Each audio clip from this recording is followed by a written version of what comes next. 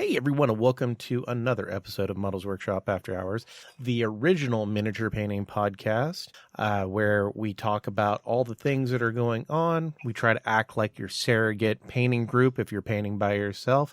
We make you laugh, we make you giggle, make you embarrassed, make you mad at yourself for laughing at what we're talking about, and then we'll make you laugh again. So it's an all-around circle. And hopefully within all of this, you'll learn a little something. This is episode 111. And today we have a couple returnees, and then we also have a couple people. If you're over on Facebook land, we are live broadcasting on Facebook land.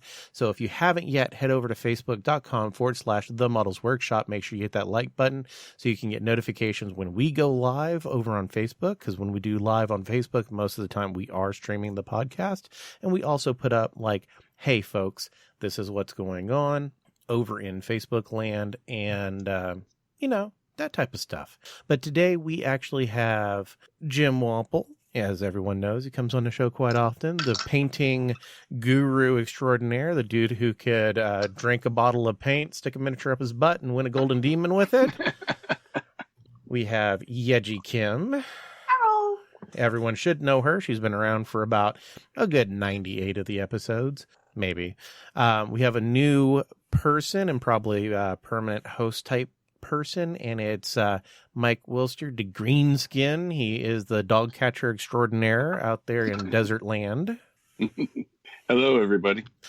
Some of you might know him from What's New with Mike and Jeff. Since Jeff moved to the other side of the country, we decided to swoop in real quick and snag Mike up. Maybe we can actually bring Jeff on too and have the one big happy family. And we have a special guest today. His name is Ryan, but you actually might know him as Useless Wizard. And he has his own podcast, which is really cool. And we're going to talk about what he does. And maybe I can actually get on his podcast, since the other dude who did the same thing as Useless Wizard never liked me. So I never got on there. Oh, that's so sad. Well, that also depends on how this one goes, Larry. So I don't know. Well, you know, if he can... Jury's still out. If he can deal with you, which effectively you have transmorphed over the years into the female Asian Larry, I think he can deal with me. Because... I'm not sure about that.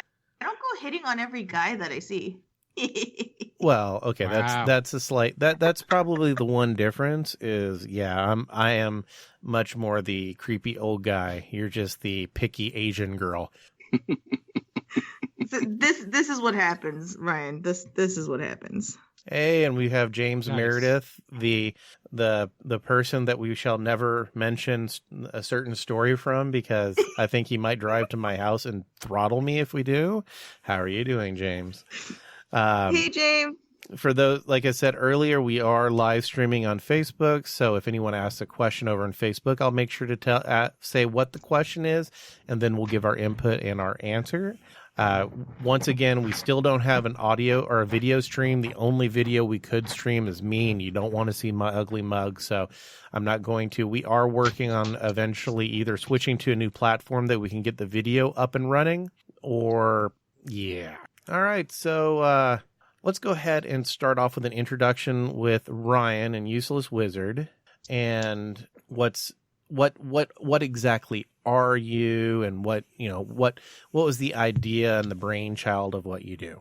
Okay, well, I am a painter. I've been painting since I was about 18, so we're going on a very long time now. I mostly paint. I do play a few games, but I find myself enjoying painting a lot more. And I used to have a YouTube channel that I did content creation on about 7 years ago, and then kind of had to stop doing that due to real life issues. So I wanted to get back into the content creation space.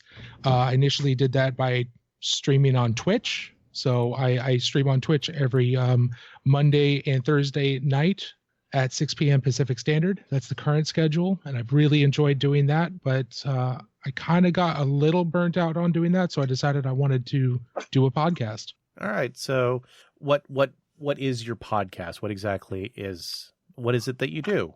Right, the podcast is it's not released yet. It's releasing in January, but it's called the Miniature Podcast.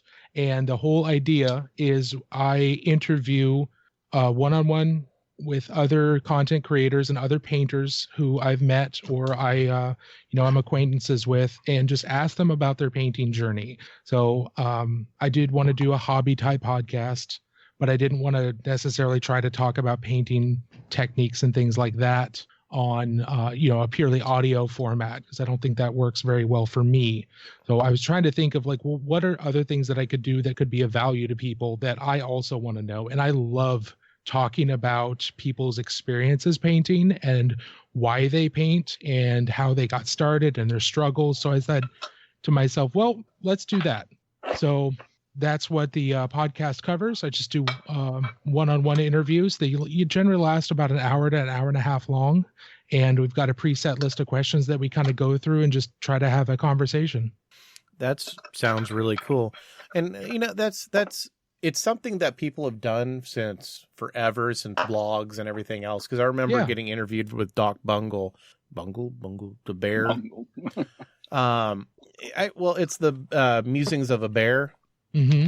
And it's I was covered under him on a blog article, and it's really neat to listen to. And like Lonely Havoc has one, and there was another podcast that did one, and it's always interesting to hear everyone's story, because they're completely unique and they're completely different, and there's always a take on what's going to go and what's going to happen and how everything came to be. And so how are you going to publish your podcast? The podcast is streamed on Twitch, so it's currently live as video on demand on Twitch. It'll be live there for however long Twitch allows it to stay up. But I also record them locally to my computer, so I'll be editing them down into a long form video for YouTube, short videos that'll be going out on Instagram and Twitter, and then released via Buzzsprout to all of the podcast platforms. Okay, so sounds as like much distribution as possible. Trust me, we know about being a media whore. Yeah. Got to get it out there. Got to get it everywhere. Exactly. So you answered James' question if it's going to be Twitch and YouTube. It's both. Joshua Rice-Down says, hello. Hey, man, what's going on? And are we going to cover the COPA thing? Probably towards the end. It'll be shortened, mainly on how it's going to affect us. In the general scheme of things, COPA's dumb, and honestly, the FTC chairman, whoever was doing that interview, should be fired from a cannon, because he's out to screw people. He's out to screw people, hardworking people is what he's doing, and he effectively said that. But we're going to keep it miniatures to start, and then we're going to then we'll probably cover COPA a little bit.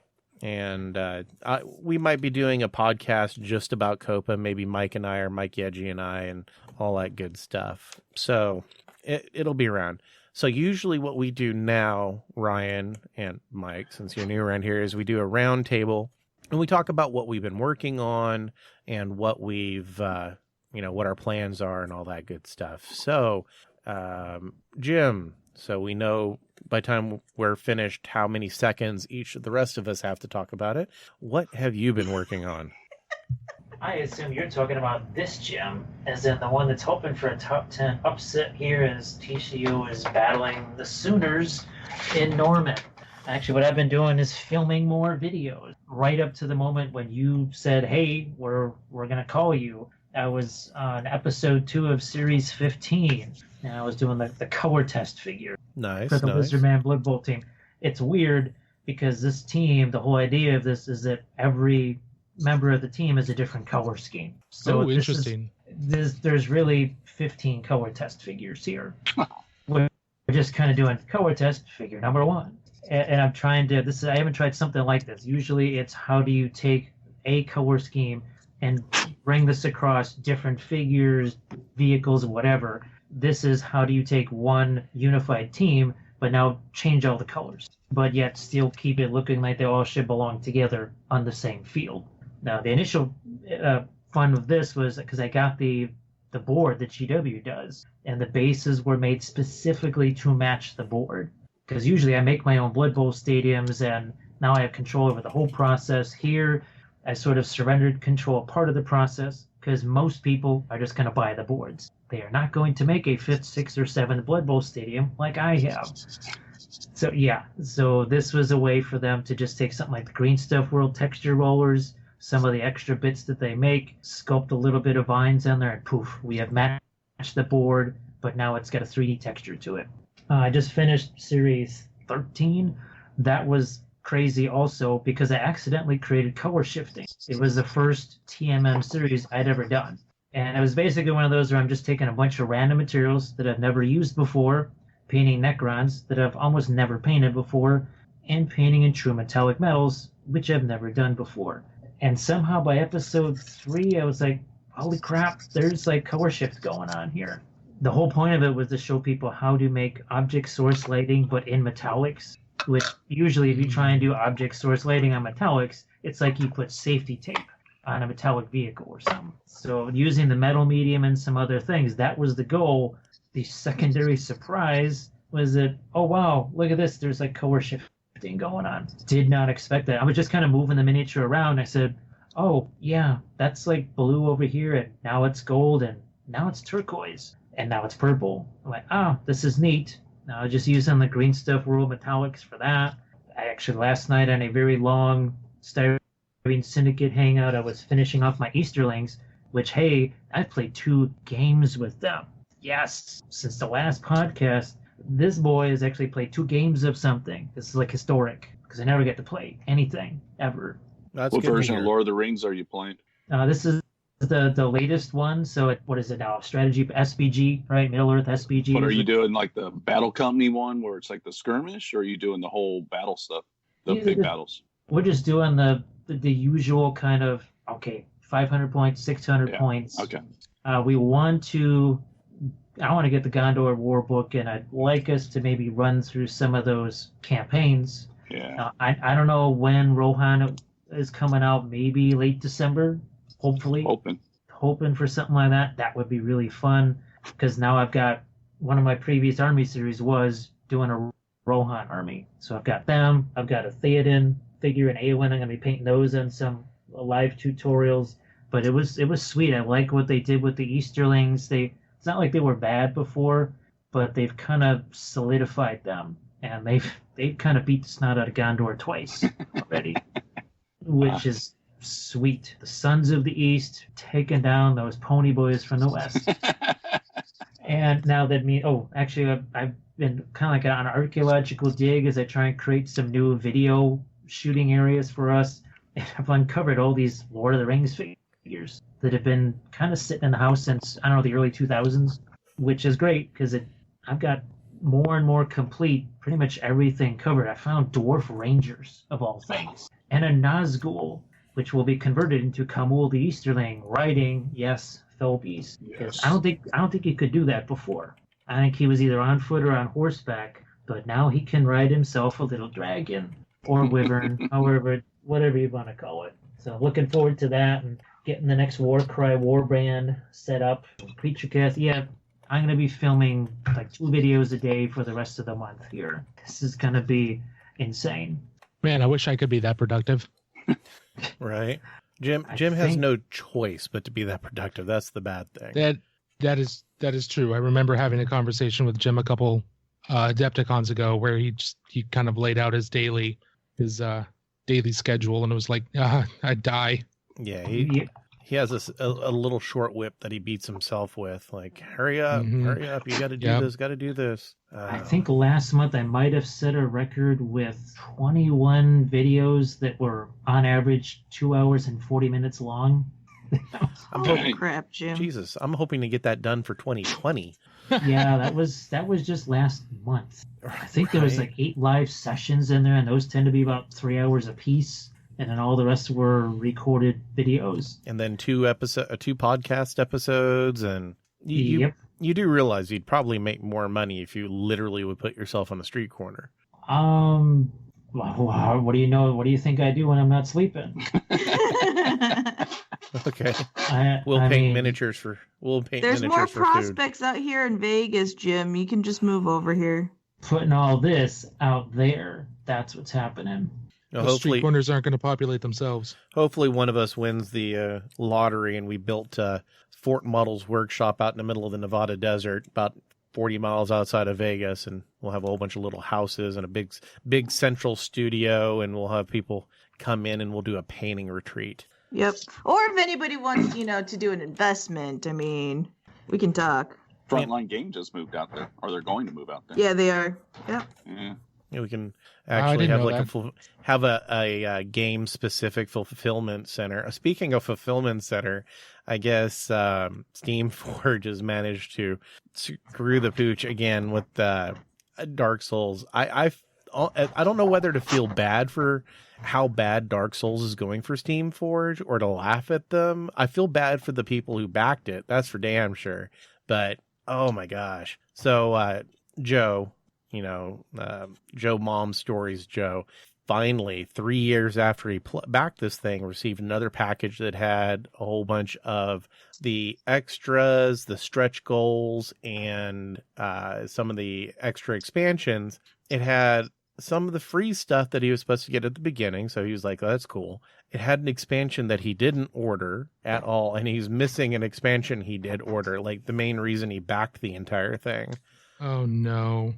So, dude, the saga of the Steamforged Dark Souls board game is epic at this point. It is. I don't know. It's one of those. They've managed to succeed and fail epically at the same time, and it's just like. And kudos for them not saying, "Hey, we don't have any of the money left, so we're done with this." But at the same token, it's like, damn. Now, from what I've heard, their other Kickstarters are going off well, comparative. So they did learn some stuff, but Well, that might explain why I'm starting to see a lot of people playing Dark Souls at my local shop. If people are finally getting the last bits, or at least the mid bits of their pledges, that makes a lot more sense. Because I'm standing here like, who's still playing this? So yeah, more than likely they just sent out a whole batch of like the second or third shipment. I think it's the third shipment, but like people got their core game 2 years ago. Yeah, and now they're just finally getting some of the stretch goals and some of their side items and everything else.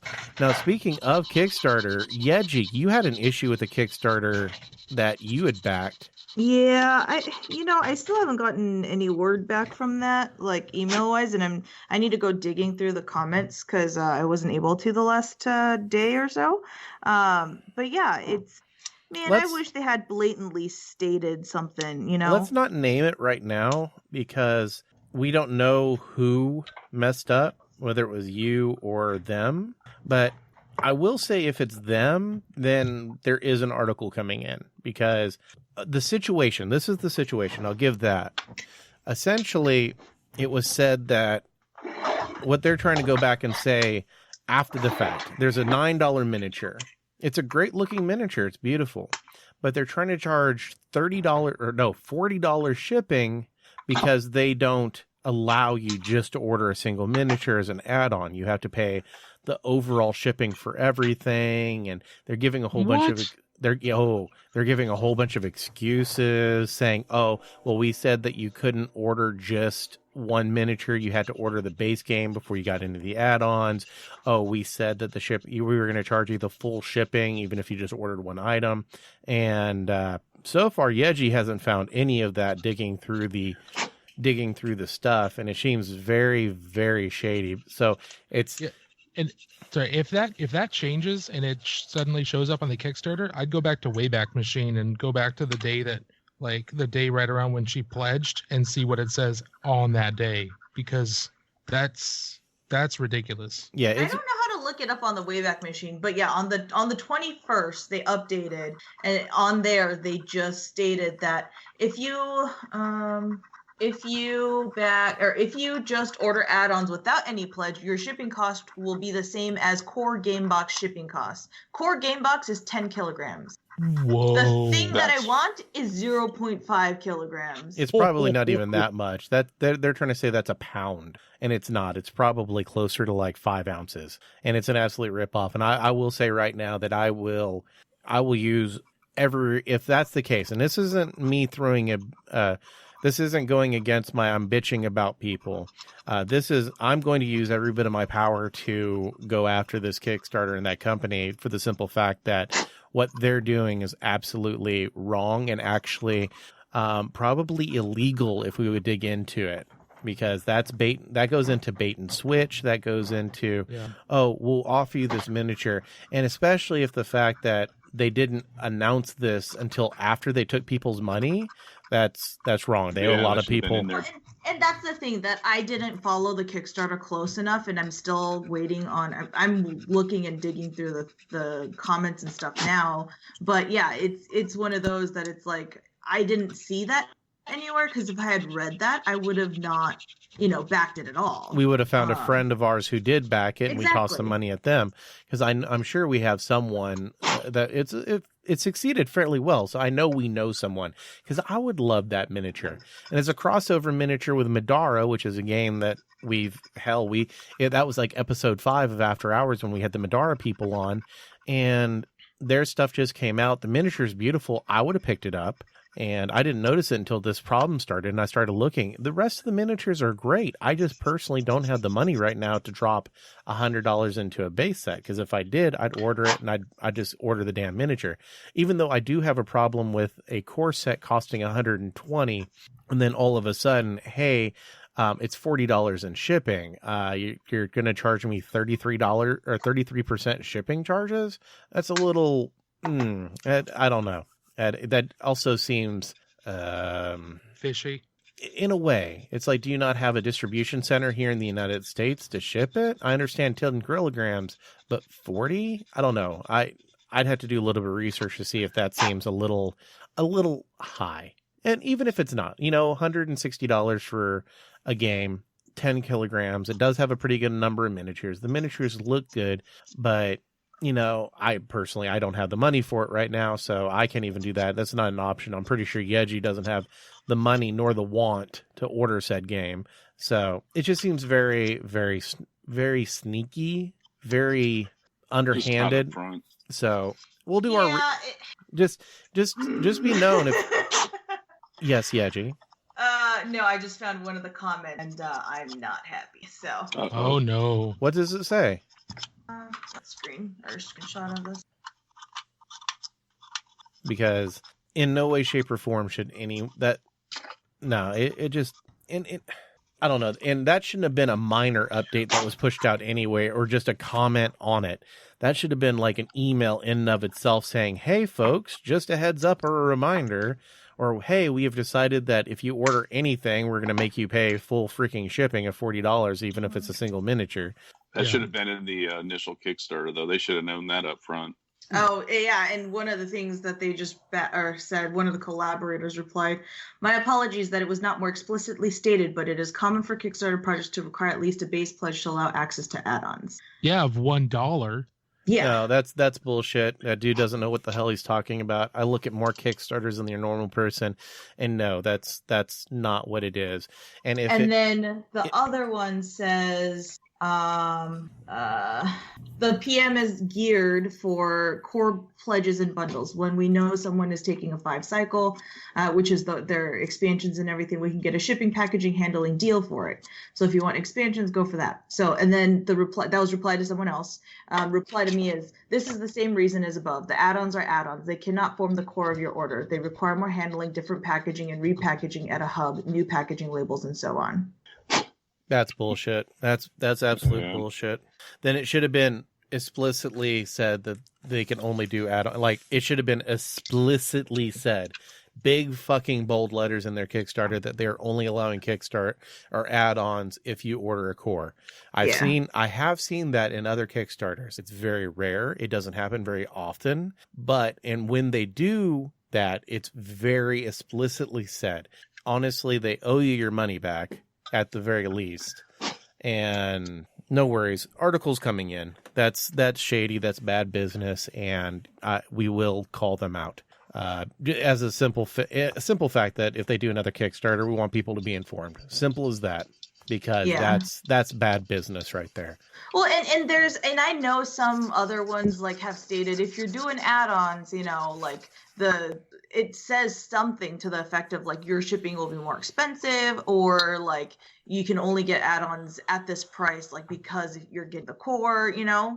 But I don't know. I didn't read into it too much because I was like, oh, this is a pretty model and it's a game that I'm already invested into, so I want to get it, you know. Yeah, and I'm also going to reach out to Succubus too. I know that they weren't directly involved in this, but they put their licensing and their name on that particular model, and it's a complete injustice that the people who only want to play Madara can't get that model via this Kickstarter. Hopefully it's available through Succubus's own web store, but the fact that they were trying to entice people from Madara to order from them and help boost their levels, and now when people did, i.e. you, they're like, oh no, it's a $9 miniature, but we're going to go ahead and charge you over 4 times the amount of the miniature just for shipping.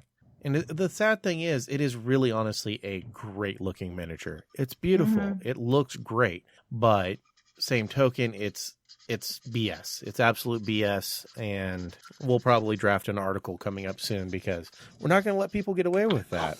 Being nice to people and not yelling and bitching and have rants about them. No, we're not going to do that. But to call out bad business and warn people like, "Hey, save your money. Don't go near this company because they have bad business practices." That's completely different. And nothing wrong with being the squeaky wheel. Oh, and trust me, I have zero problems being the squeaky wheel. I'm just making sure that my squeak is being used properly instead of just me bitching about people like I used to do. You got real negative there for a little bit. I was being cunty. It happens. So, Yaji, what have you been up to? Oh, this and that. I don't know. I forget what we said when we last recorded. Well, you went to a convention since the last time we recorded. How about you talk about that? Oh, okay. Yeah, I went to Warfare Weekend, which Gonzo and company took over. It was really? War Machine Weekend before. Yep. Nice. I didn't know that. I didn't know Gonzo had taken it over. Yeah. And they're like legit, like lawyers and everything, you know. But yeah, it was really fun. Painting wise, like I knew it wasn't going to be like Adepticon where I sold out all my classes and stuff, you know, but it was still really great. I had great feedback from people. And it was, always teaching, especially like the chibi class, like that's my love, you know? So that was really fun. I got sick after it, so I got Concred. Wah, wah, wah, wah. Yep. There was literally a guy there that was like, yeah, I got sick, but I came. And I was like, I literally turned around and said, don't be patient zero. And apparently he was. So that was not fun. But yeah, other than that, I've been painting some chibis up for Ninja Division as well, so that they can take them with when they go to conventions and stuff. And I know some people are still mad at them, but if I can do any little thing to help, eventually get the Kickstarters to be fulfilled, like I'll try and do my part, you know? Which, speaking of Ninja Division, Golden Kobold is coming online this year. Oh, that's cool. Now, so it's an online chibi. Yeah. For the people who are not tracking what's going on, what happened was Ninja Division basically blew through their funds on a Kickstarter, but instead of just giving up and saying, hey, we're not going to continue doing this, they decided that, hey, what we're going to do is it's going to take a little while for us to raise the money up, but we're going to produce special limited edition miniatures, hire people to paint stuff and then resell, go to classes. Essentially, they're staying as a business entity, creating money or generating stuff to make money and putting a good portion of that money towards the Kickstarter and getting it fulfilled and making sure that everyone actually does get their models, which is a lot better than what other people have done in the past. And, just saying, screw you guys, we're giving up. I was really hard on Ninja Division, and I'm still a little some of their commentary that they gave was, I do believe, a little out of line. Some of the things they said, and I understand frustration. I've been there myself, not in that situation, but other things. But I will say I'm happy the fact that they're doing the right thing and trying to get everybody their Kickstarter stuff. So just as a quick reminder, if people have forgotten what happened with the entire Ninja Division thing. Yep. I think it's super impressive that they are thinking so laterally to resolve that kind of revenue situation. Well, it's also a matter of saving their company too, because if they didn't do this, then Ninja Division would have basically had to have folded because people were looking at suing them. So it is good on them, but it was also kind of along the lines of that's what's saving their asses. Yep. Without it, they would have gone the way of the dodo. So it's good on both parts, you know. Sure. Yep. And then I have guess how many sets of Marvel Crisis Protocol I have? How many sets? How many sets? Are these sets that you're painting for other people, or are these Yes. just your personal collection? No, No. she doesn't have any for herself. I could have told you none of those were for her. Though she wants them to be. I'm gonna say she's got 5 sets. Oh, you're close. There's 3 so far in my house. I'm gonna send you another one.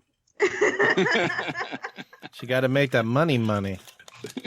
Yeah, so I have 3 of those sets to do before Christmas time, so that's fun. Sounds it. At least Yeah, and what else? Oh yeah, enter in Chibi contest, guys.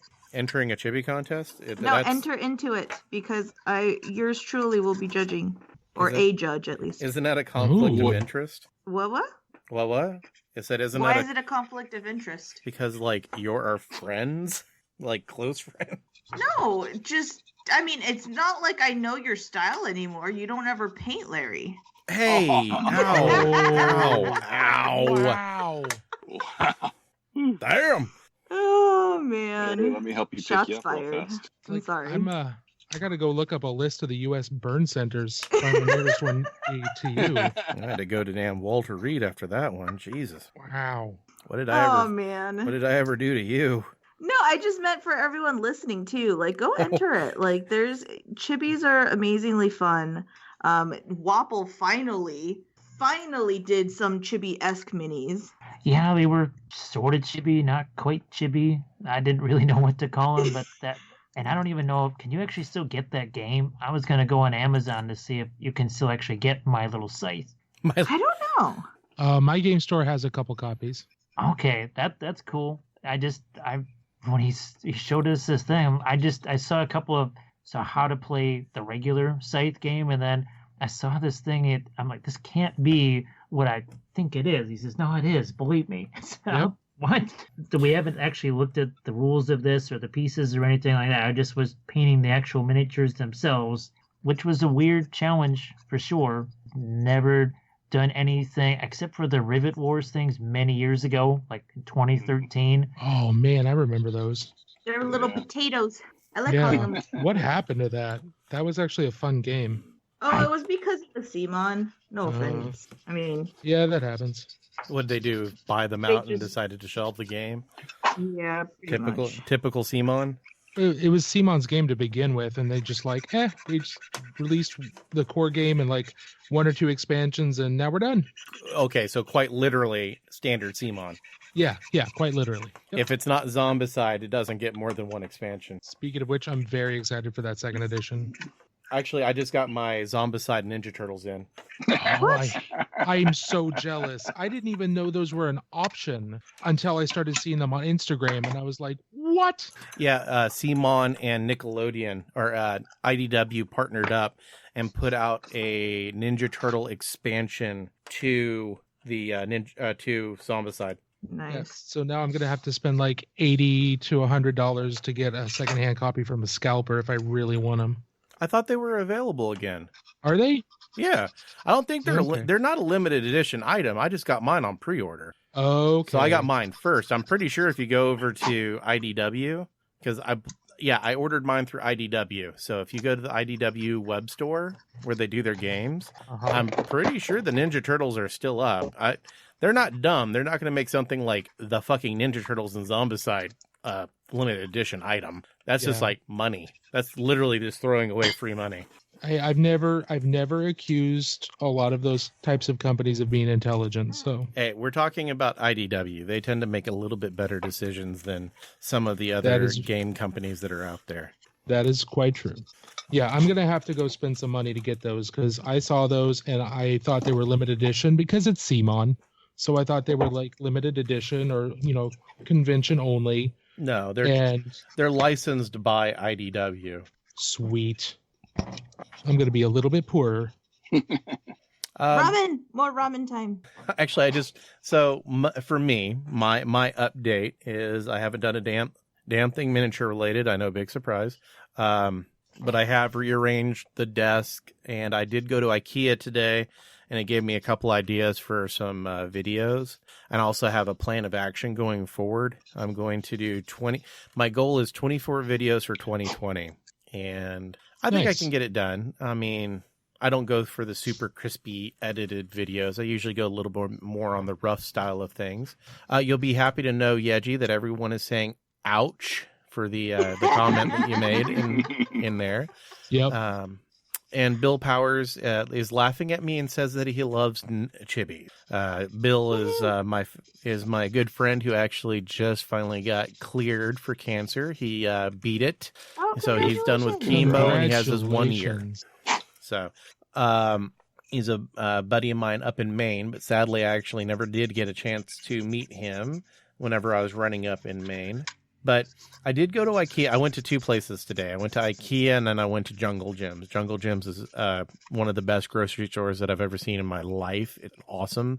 And I did pick up some ramen and I did pick up some other Asian cooking supplies. I'm going to start learning a little bit more, like how to make my own stir fry, how to make my own other dishes that are out there. Tips or recipes. I mean, I don't really have recipes because I do everything by taste because that's how all Asians cook. Unless you're a college kid, right? So yeah, if you ever need any tips or ingredients. Oh, don't worry about that, hon. I'm gonna be blowing up your help me. And Bill says thanks, everyone. But I was gonna pick up an Asian cookbook and get some basic recipes for stuff. But I did pick up some of the high end ramen. The stuff's like $1 a pack. Versus $1 a pack. A whole dollar? Yeah. It's That actually is some good stuff. It actually is. They have a couple flavors there that I can't get at Walmart, but normally I buy it at Walmart because it's only like 75 cents a pack. Sure. The cinnamon? Oh yeah. Yeji's the one who actually got me turned on to this stuff, and it is absolutely amazing. It's really really good. I've definitely purchased some of the higher end ramen bowls and things like that, and the difference is worlds apart. Mm-hmm. Yeah, it's not so much the noodles; it's more of the ingredients that are included in it. Well, the noodles kind of do matter too, though. Well, that's true. That's true. But, ironically, I find it hilarious that the people that actually created ramen noodles are still like 12 cents a pack. Yeah.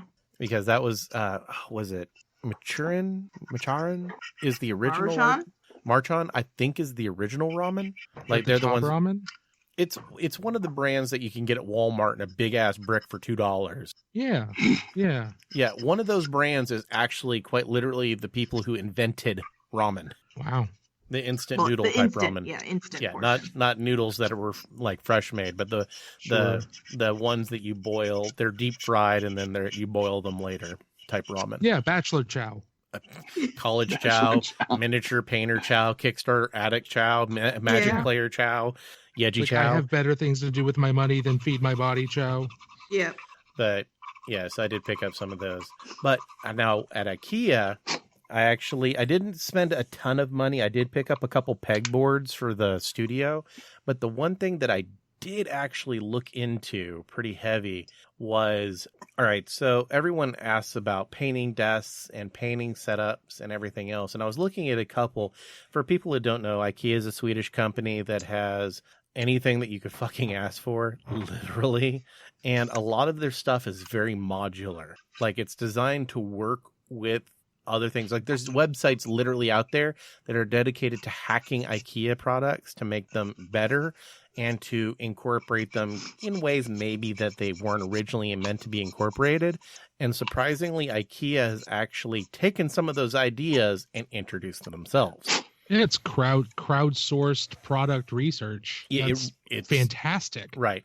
Like, you can get a Hemis, which are these big, if you've ever seen these gaming store or these gaming people, a lot of them will have these big cubes in the background. They'll be like 3x3 or 4x4, and they'll be filled with board games. I have a 5x5. Right. Those are IKEA. They're fucking great. They fit board games perfectly. And you can buy baskets for them. You can buy doors for them.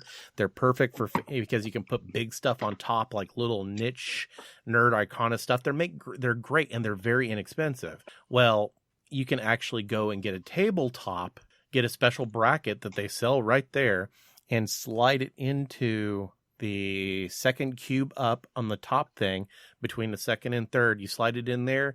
It's a tabletop. You put the legs on the other side, and it's a table that extends out from one of those. Hey, Larry. Yes. That's my setup.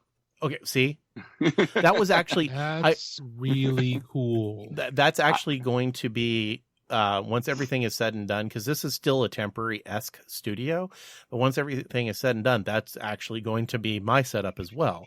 I'm going to buy a couple of the bigger desks, put them side by side. Underneath will be storage for stuff that we're not using. Up top will actually be the stuff that we use. And it's very inexpensive because you can buy a 3x3 for like $60, the tabletop for like anywhere from $20 to $60, depending on how big you want it. And the legs are like $8 a piece. So what I was thinking about doing was actually doing a series of videos about how to incorporate the various sections of IKEA, because they're starting to sprout up a lot in the United States, on how to build yourself a painting area desk that's usable for about $100. Nice. So Larry, let me run you through mine real fast. Okay. I actually have a 4x4 on one side and a 2x4 on the other side, and I actually have the desk in between both of them. Ooh. And then I modified the brackets, and I actually put another desktop on top, so that I have a large shelf up top, and then I have just a single wide shelf in between all that. I can actually like a little picture cubby. this. I can picture that. That's actually pretty tight. And that's basically what I kind of want to do, because a lot of this stuff I'm going to be incorporating into my personal build anyways. So I figured it's Mike, can you take a vacation and come to Vegas and do that for us? Girl, I'll be in Vegas in July. What? Yeah. I'm coming to LBO. Oh, you mean January? I'm sorry. You said July. Wrong convention. Yay! Wrong So convention, Mike. I'll send you guys a photo. And actually, the other thing you get from IKEA, those little wooden boxes, they're like 6 per box, and they hold Vallejo paints beautifully. Ooh, nice. And I just have those in the cubbies on my right-hand side, and it's just all my paint. And if they hold Vallejo nicely, that means they're going to hold Secret Weapon. They're going to hold Watercolor. Dropper bottles. Very, very cool. Yeah. I had to keep mine smaller. I'll just fill it with crap. Trust me, I know half my painting desk is filled with audio equipment right now. I think this is a great desk setup, man. I think you're on the right track. Because it was like maybe $150. Yeah, it's really super inexpensive. Those tabletops are ridiculously cheap for how nice and big they are. Right. And then even the Hemis themselves, the cubes, are relatively inexpensive. And also, the way that you can set them up is you can always buy extra tabletops and brackets to have them around if you want to set up like a gaming space, or if you want to. It's like or one thing I'm looking at doing is possibly adding hinges to mine, where the tabletop can actually like kind of fold up out of the way. The only problem is I don't know how to do the legs other than just unscrewing the legs. And if I'm going to do that, I'll just take the damn thing off with the brackets. So maybe a little IKEA hacking going on. I'm not entirely sure. Well, and the other thing that's cool is I've already replaced my desktop once because of paint spills and chips and just use. Right. So it's a cheaply replaceable. Like if you get a desk or something solid, you ruin the whole thing. But here you just throw away a little $25 tabletop and you just get a new one. And I think you can just flip. No, you can't flip them over because they do have the mounts on the bottom. Well, you can flip it over, but the bottom side is it's like pressboard. Oh, it's just rough. It's not a finished surface. Yeah, so that's an idea that I want to do. I think I think it'll be helpful for people. Yeah, I think it's great.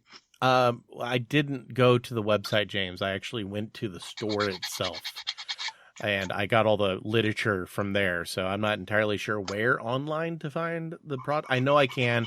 IKEA's website, okay, their stores are amazing, and they basically force you, unless you know the shortcuts, to walk by every product they have. Their website, on the other hand, is lacking a little bit. It's actually, at times, it's very difficult to find things on their website. They make furniture, not websites. Right, that's definitely... Yeah. I think, honestly, what happened was they're waiting for a hacker to come in and assemble their website for them. I think it's still in its boxes. No, I'm laughing, too, also because there's someone assembling stuff for sanding. Yeah, someone's sanding That's me. I'm sorry. I just hear... out of something. It happens. I've been watching it on the audio feed. It's like these little dots, like doot, doot, doot, doot, doot, doot. It's like someone's typing in Morse code. I'll stop. No, you're fine. You're fine. You're fine.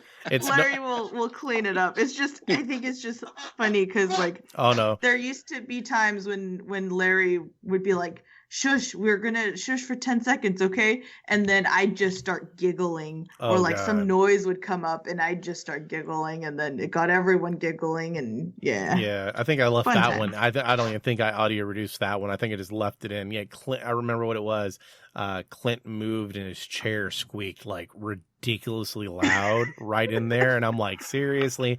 And then Yeji's like, and then everyone just lost it. I was like, I'm fucking done. We're just starting now, damn it. But I will.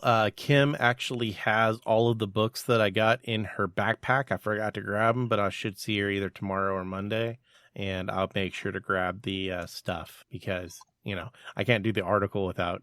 See, you're trying. Well, if anyone's going to get a sneak peek of what the article is, James definitely deserves it, between all the shit that I've given him for that one story, and also just the fact that he's been an awesome supporter. Also, good news, while I'm thinking about it, there's a good chance that I will be at Adepticon this upcoming year, and that would be thanks to Mike. So we're working. Are you going to crash with me, buddy? Yeah, me and him will be working things out offline about being able to come up and still do Adepticon and all that good stuff. I won't be able to splurge like I did last Adepticon. I ain't going to be out there making it rain on them hoes and stuff. You're just going to have to use quarters instead and make it hail.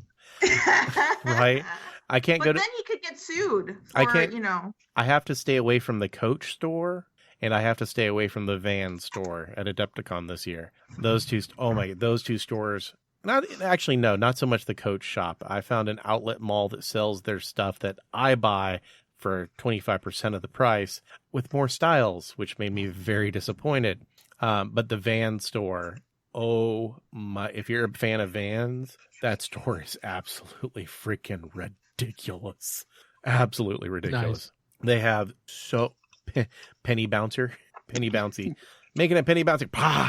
Toss it out there, rolls at a time, shotgun blast.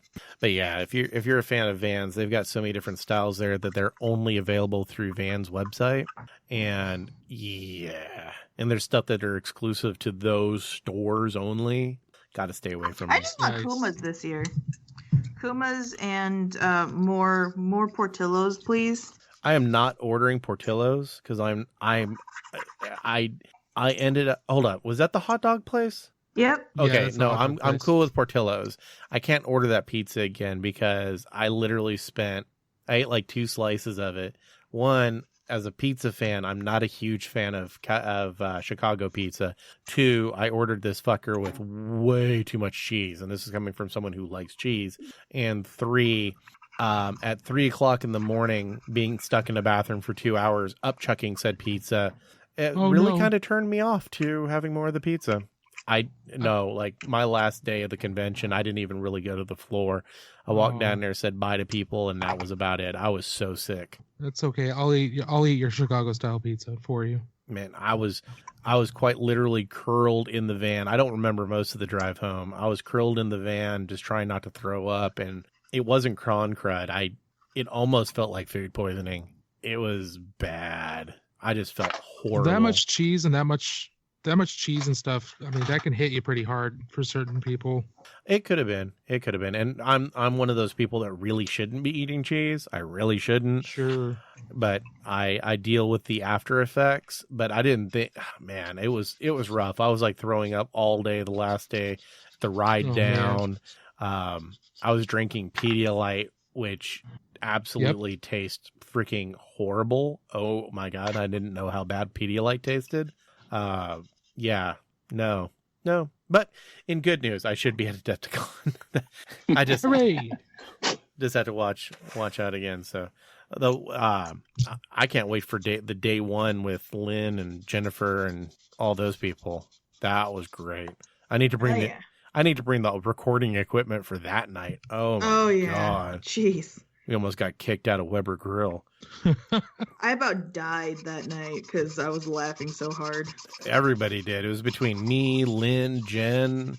We're all sitting there telling stories, and freaking everyone's just dying. It was like one of the best ofs. That'd have been a fucking amazing episode right there. All the stories. Jen's a hoot. I need to get the Jen on the show. I don't know why she hasn't. Is that Jen Haley? No. Abernally is her name. Albertalli. Jennifer Is she the Ambertalli. artist? No, she used to be one of the major driving forces behind the Screaming Heretic podcast. Okay. And her and the other dude that was part of the podcast ended up getting divorced, and the podcast kind of went away. But she listens to the show. Her husband listens to the After Hours show.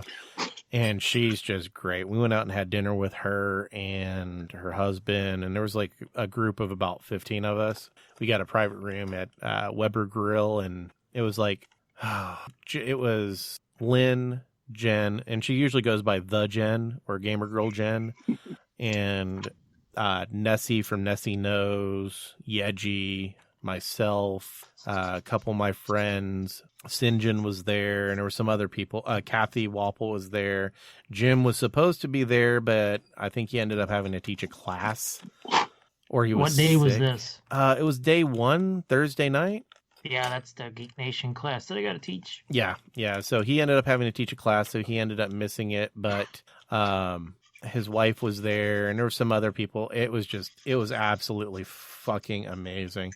It was all of us telling different stories about different things, and like Jen and her husband when they went to Italy, and how her husband like embarrassed everyone. Oh, it was fucking amazing. It was absolutely great. I about fucking passed out from laughing at one point. It was amazing. So, Mike, what is it that you're working over there? I know you're not jacking off Pinocchio or anything. I hope not, at least. No, I'm not doing that. I'm actually working on like a convention game where I'm taking chibi tanks, the World War II tanks, and I'm gonna get them all painted up, and play Gale Force 9's tanks with them. So something I want to take to like conventions, just something kind of wacky. As I knock everything over in my. Did you get it all picked up? Trying to. I knocked my camera over. So, right on top of my paper. Outside of that, I'm also working Star Wars Legion. Got the new Separatists versus Clone Droids box set. Ooh, some of those look really good. I like the Separatists because they're actual models, like clip off the sprue traditional models. The clones are the like what was in the original. I don't know if that's like it's kind of a hard plastic, but it's just a little different. Okay. So I don't know exactly how they cast it, because they're all individual pieces, like molded pieces. So it's kind of neat, but they go together good. They paint up easy. So I got the clones done. I'm working on the speeder right now. Next, I got it all drying. And then I actually got Crisis Protocol too. I gotta start working on it. So, yeah, they're good minis. And they're fun. Yeah, just bunch of, when you have 3 sets, you're kind of at the end, you're like, oh, my fingers hurt. Oh. Well, they got a lot of little detail parts. Yeah, they do. Some people were and I about lost my head because I lost a Iron Man hand. Oh no. So I lost this thing. I was freaking out about it, and I was being really nasty to Clint one day. And so when he came back home, I was like, I'm sorry. But so 2 days later, I'm putting my blanket over myself, and guess what I find? In freaking a little hand glued to the inside of the little, when they fold over the hem of the blanket. Yeah. It was on the inside of that. I was like, are you kidding me? You get some extra parts. I don't know if you get a lot of extra hands for everybody, but I know you get some extra parts for some of the models. Yeah. Yeah. Some things like elbow pads, you definitely need extras of. Yeah, in case you lose them. Yep. I also got the Hulk and MODOK expansions for it. The Hulk model looks amazing. Did your boxes come with the assembly instructions? They came with the instructions, but the parts aren't numbered. They are online. If you go onto the Marvel Crisis Protocol gallery and click on them, it has an assembly thing where they have the numbers on them now. Those are a pain to category, saying lots of colorful metaphors in them. Are we talking about? Sorry. The Marvel Crisis Protocol? Yeah, well, because we tried using plastic glue, and to me, they're a little bit like the Rubicon figures, where plastic glue is just not going to work long term. So we were using regular super glue. And when you have miscellaneous assembly process going on, and you got super glue, that just means hands covered in super glue. Yeah. And I was taking X-Acto knives and cutting the glue off of my fingers. Oh. Because, well, there's a million pieces too. And some of these things were these little tiny discs, and we said, really? That couldn't have just been sculpted on there? Because in the process of trying to have a little piece there, all the detail was gone. So we weren't quite sure why they made those. Maybe is that this is their first box. Maybe as they make subsequent boxes, it won't be quite so insanely over-engineered.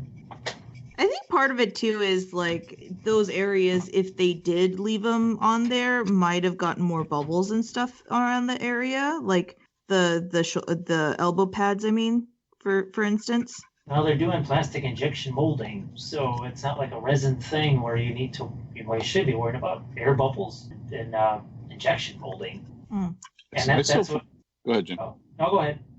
I still find the whole game interesting because who put it together, and Privateer Press is a big part of that whole game. So I'm wondering if they had more to do with the miniature design. Because I think it's a bunch of employees. What's that? I'm looking forward to doing the cars. Oh, yeah, those are super simple. Yeah, I did those in a set of color shift paints, and they look I was like, why don't we treat these like regular cars? So that was pretty cool how they came out. I've seen some really nice looking comic book style renditions from Epic Duck and a few other people in the. Oh yeah. And man, they just look amazing. Lots of details. That's someone you should bring on your show, is Mike. Oh, I'm talking to him about it. I don't think we've got a schedule, but I think I've got upwards of 16 shows scheduled already, and then a bunch of people that I need to get back in contact with. So I'm talking to a lot of people. I'm pretty excited. Cool. Well, I'll add your podcast when it comes out onto my list of podcasts that I listen to all day at work. Nice. Thank you. Hopefully it'll be worth it. I like the interview style podcast. It's just getting to know people, getting to find out, just like you asked Yeji a couple unique questions, especially about her unicorn project. Yeah. Oh gosh. Just getting to know people and how they think and what they're into. It's good stuff. Awesome. I appreciate that. Yeah, he had. So speaking about your podcast, Useless, do we, or what have you been up to, and what is this podcast about? Did we already ask that question? I'm lost. We did a little bit about what it's about, but not what I've been doing lately. So lately, I've been assembling lots of models and painting or priming a lot of models. So I just haven't been in a mental place to do straight up painting, but sitting down and just taking some of the extra kits that I've got that I know I want to do something with eventually and getting the assembly and the priming done for them. has been really satisfying. So I'm sitting on a couple hundred primed models at the moment from a whole bunch of different projects. Any particular game system stands out the most for you? Right now, probably Warhammer Underworlds. Just because I have all of the warbands for that, because I just obsessively buy them. The thing for me about Warhammer Underworlds and games like it is just because they allow me to paint models from an army that I don't want to fully collect, like Fire Slayers or Dryads. I just want to be able to paint a couple of them and still be able to use them when I want a game, rather than just putting them on the shelf. And they're unique sculpts, and I'm a sucker for unique sculpts and new sculpts, and it just lets me try painting my hand at painting a whole bunch of different armies. And the same thing with Kill Team, the same thing with Necromunda, the same thing with Warcry. Like, I'm spending way too much money on Warcry at the moment. I've played it twice, but I've definitely spent a lot more money than I should have on it. I think all of us have been in that situation before. Yeah. On the plus side, I'm also going through a whole bunch of my collection that I'm like, I know I'm not going to touch this, because I don't play 40K anymore, at least not right now. So all of my 40K stuff that I've never going to be touching, I'm boxing that up and I'm selling that through a local reseller. And so there's progress being made on the miniature front, and then there's also just progress being made on the cleaning up my giant pile of shame. It's still hard for me to sell off the miniatures, because I'm always like, I'll never know when I might need that. Speaking as a converter, I completely agree. Like, converting miniatures is my favorite thing, but I'm also kind of OCD. So if stuff starts building up, my brain starts getting really cluttered, and I can't think, and I don't feel relaxed. So it's getting to the point where I don't have anywhere else to put this stuff that's out of sight. So I need to get rid of it. And I work a pretty good job, so I know I can buy it later if I need to. But right now, it's just clutter. Clutter's never good. I loved the part where you were talking to the brush wizard and you guys were saying stuff about enough stuff to fit into a U-Haul truck. I was like, oh yeah, that blew me away. He just like, and all of a sudden I had a U-Haul truck full of miniatures. It's like, what? But going back to what you guys were saying about the compound, making a compound and having like miniature painters come out and things like that. I'm actually working on something like that with some friends, but it's not just for miniature painters. It's like, we're actually buying some land and we're going to be building houses on it. And then I'm going to make sure that I'm building a studio, so that I will soon have a very large Twitch and YouTube studio and painting area within the next 3 to 4 years. Nice. Sweet. Yeah, we've always talked about it, like, since we first started, but like never got around to doing anything with it. Yeah, it's really intimidating. There's a massive amount of research that has to go into it. Yeah. Just figuring out, okay, you're off the grid. Are you going to have water? All right. How are you going to, are you going to dig a well? What's the zoning for that? Yeah. If you buy this property, can you build more than one building on it? Because apparently in Oregon, a lot of farmland, you have a really hard time building more than one building on a piece of farmland. Really? Like, it's pretty much not allowed. Huh. They don't want a bunch of dwellings taking up all the property. Exactly. So was it like a cult thingy too? No, it's just it's preserving the farmland. Yeah, and we do want to do some farming and stuff like that, but it's just a place where we can put some manufactured homes for each family at the beginning, have a central cooking area if we want, have a pole barn where we can hang out and work out or work on cars and stuff, and then also have like an orchard to work on, just to get out of renting. Yeah. Not just that too, but like the tight-knit community of like living together, like I kind of miss that. So yeah, that just when you guys made that joke, it was just I was brought that to my mind. I'm pretty excited about that. But as far as on the painting front, it's just working on a lot of stuff, still buying way too much. Didn't a new warband just come out today? Goblin Wolf Riders. Oh, was that today? Yeah, I think they came out today. All right, I'm going back to my game store tomorrow. Yeah. It's because I looked at the shelf and I didn't see any. I could have sworn that was this week. Yeah, it's possible that all of the ones my store pre-ordered sold, and I just forgot to pre-order my own copy. So I'll find out. Yeah, Mike's more in the know about releases and stuff like that. Used to be a lot more in the know. So. Well, they're releasing stuff so fast now. It's hard to keep up. And with all the releases of all these other games and all the Kickstarters, like just keeping up with the miniatures industry is a whirlwind. And it's a wonderful whirlwind, but it is a whirlwind of just it's crazy. Yeah. But it's fun. We are at the golden age again. So. Yeah, I got all my Ossiarchs in, and I'm going to be building those tomorrow. I already have several painting series planned around them. I was going to actually get a second box of just the line infantry and try this TMM effect on them. Oh, that would be cool. Those are beautiful models. Like whatever you think about their heads, like the grins and stuff, the rest of them are just beautiful miniatures. And I'm super tempted, but I know that I'll never play them. I'm going to actually have to learn Sigmar because I played Warhammer Fantasy, and when Sigmar came out, all of my armies were gone. I got Tomb King. Sure. It became a verb to be Tomb King, and I just said, okay, we need to part ways. But now they said, Jim, look, you are no longer allowed to stay away from this because they didn't just make you a new Tomb King's army. They made it actually closer to your original fluff, what you had in mind for it. That's and awesome. Made it better and more elite, and they made all the miniatures. You don't have to sculpt half of them now. That's fantastic. That's very helpful.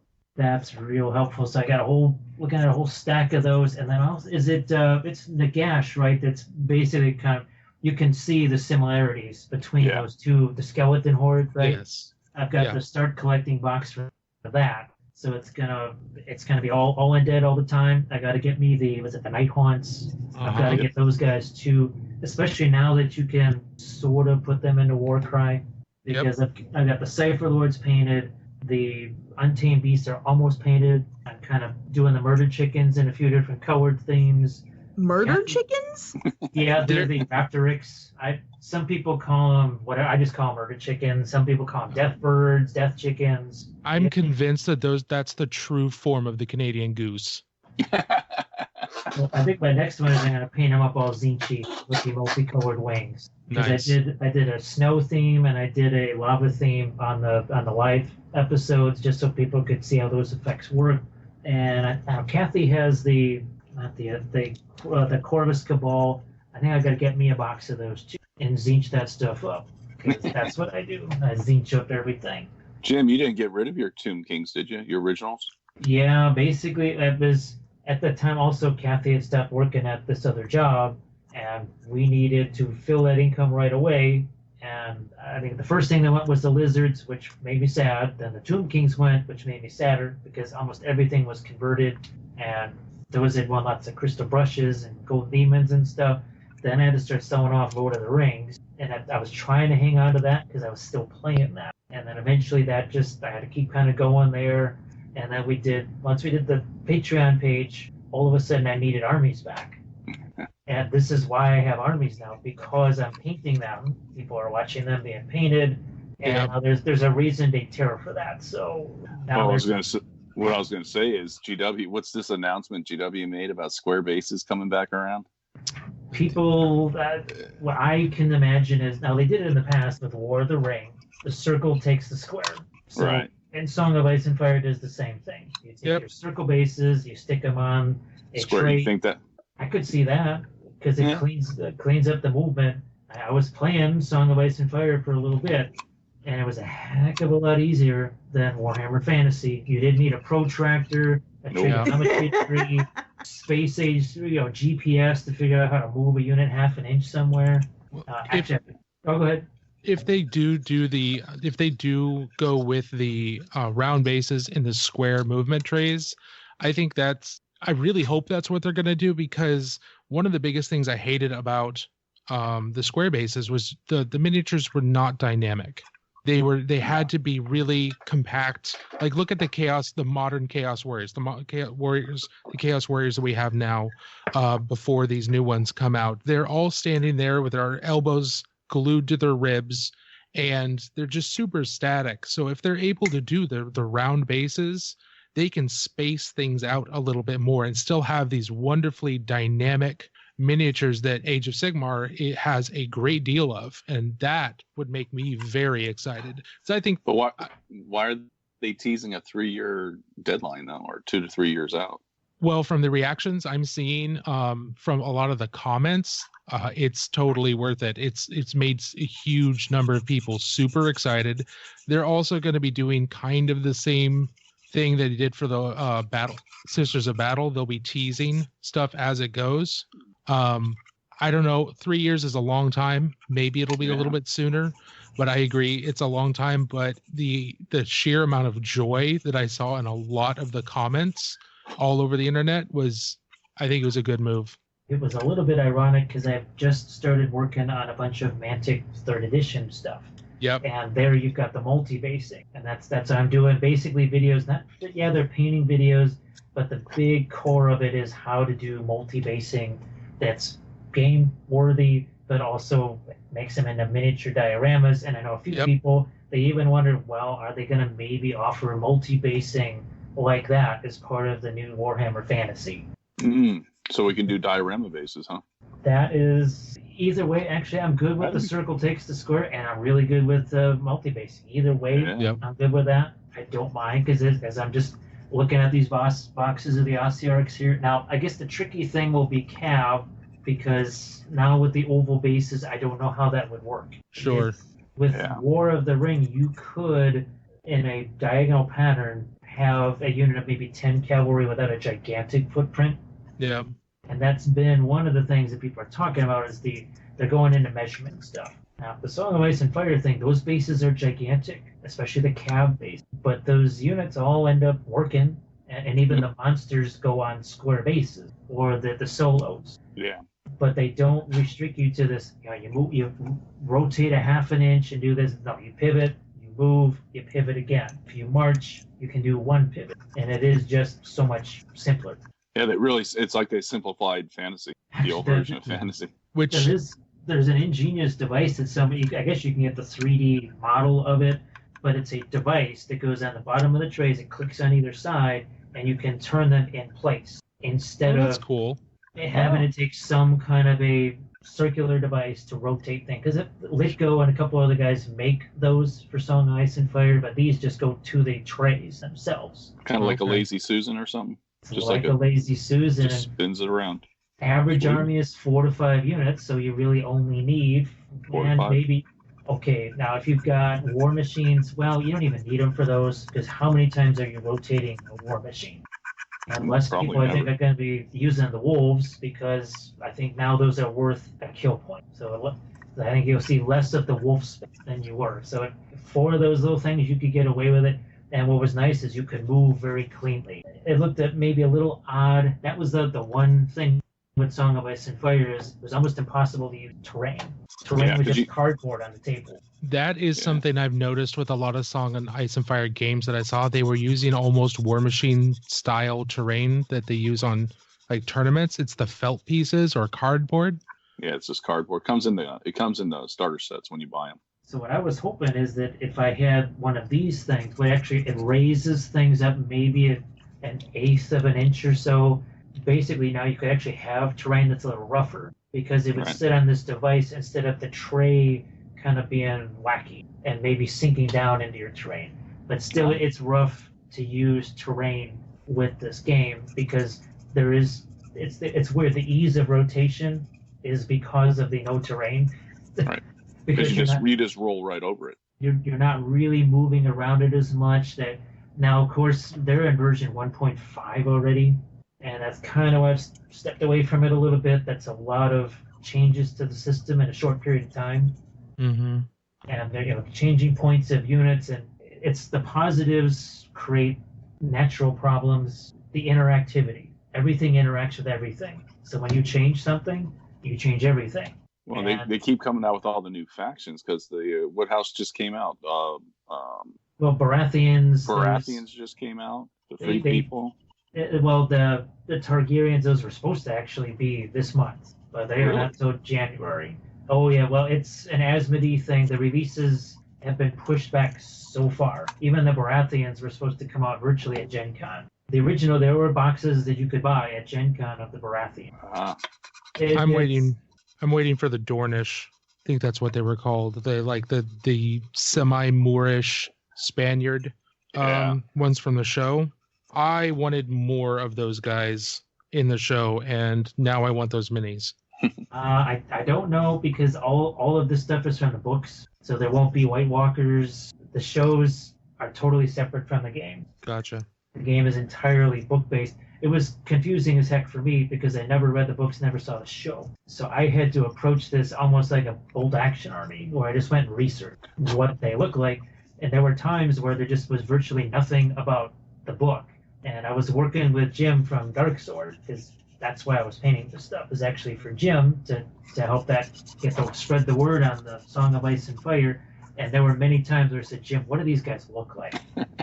The Kingsguard were a good example, because in the show, they don't look anything like the miniatures in the game. And he said, Jim, they're like walking toilet bowls. White cloak, white armor, everything is white. And that's what I did. And actually, it was much more fun painting them as those alabaster-type, statuesque almost figures, versus in the show, which was, oh, yay, look, more kind of coppery brass bronze armor with lions. They were the custodes of the Game of Thrones. Yeah, that's what I was thinking. Yeah, I gotta paint some of those now. Someone donated Sisters of Silence and the Custodians, because they know that many moons ago I was actually gonna try and scratch sculpt that stuff, and they said, no, look, they did it here. So that'll be some really fun gold, non-metallic tutorials there.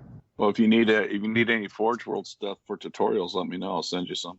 Oh, that sounds great, because someone, well, they said, Jim, we'd love to see you do Aeronautica tutorials. And I said, well, maybe I'll see if I can find a box on eBay. He said, don't bother, it'll be there tomorrow. So I thought, okay, he was going to send like a box, a couple planes. No, it was the starter set, showed up the next day. Sweet. And I just finished assembling all the planes, so I'm looking forward to trying some different camo schemes, and all the Imperial plane, and then the Orcs. I'm not going to paint them up as just one unified thing, because people don't need to see the same plane painted 2 or 3 times. So I'm going to try and paint, one maybe Bad Moons, one is whatever, different factions. Give them do all the different clans. Something a little bit different for each person, but really looking forward to some of the World War II camo type things. Yeah. That's going to be fun. I think Orcs would use Razzle Dazzle, but it's red and like blue. Well, I've been painting Dazzle camo on the Cruel Sea ships. Yeah.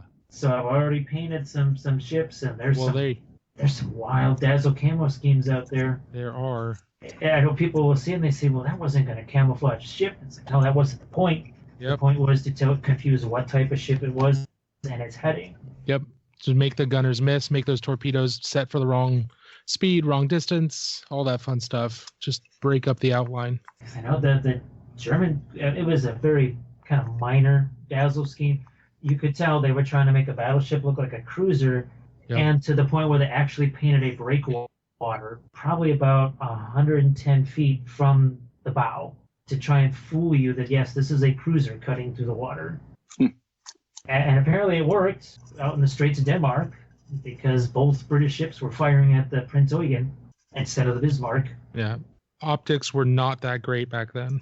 Yeah, well, and I think, too, the ships had sighted those two, and they switched positions. And the British didn't realize. So that the Bismarck was in the lead, but then because, I forget what it was, Bismarck, they blew out their radar. Gotcha. Firing some test shots. So the Prince Eugen was the only thing with working radar, so it took the lead.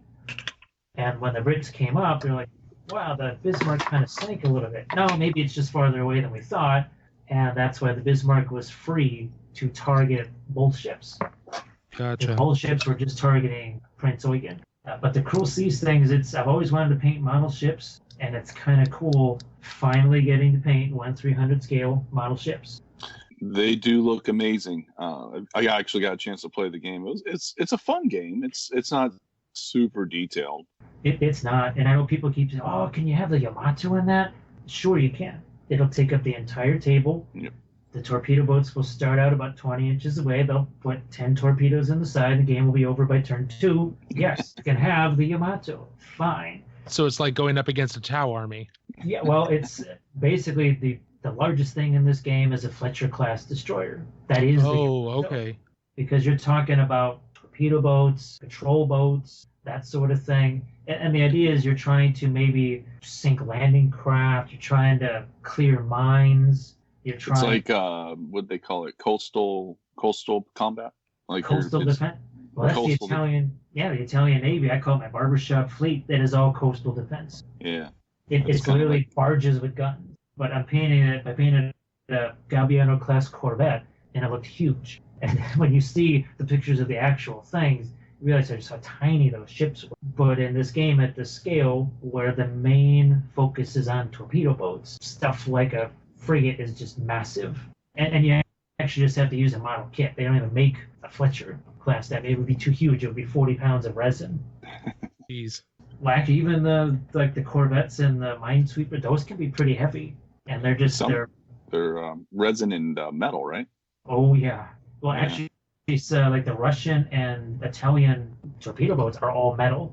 Oh yeah. That's interesting because the swag bag at Last Adepticon contained a couple. I think it was a couple PT boats, wasn't it? Yeah. And they were injection plastic. So I think you have British Vespers and the E-boats for the Germans. Those are in plastic. Oh.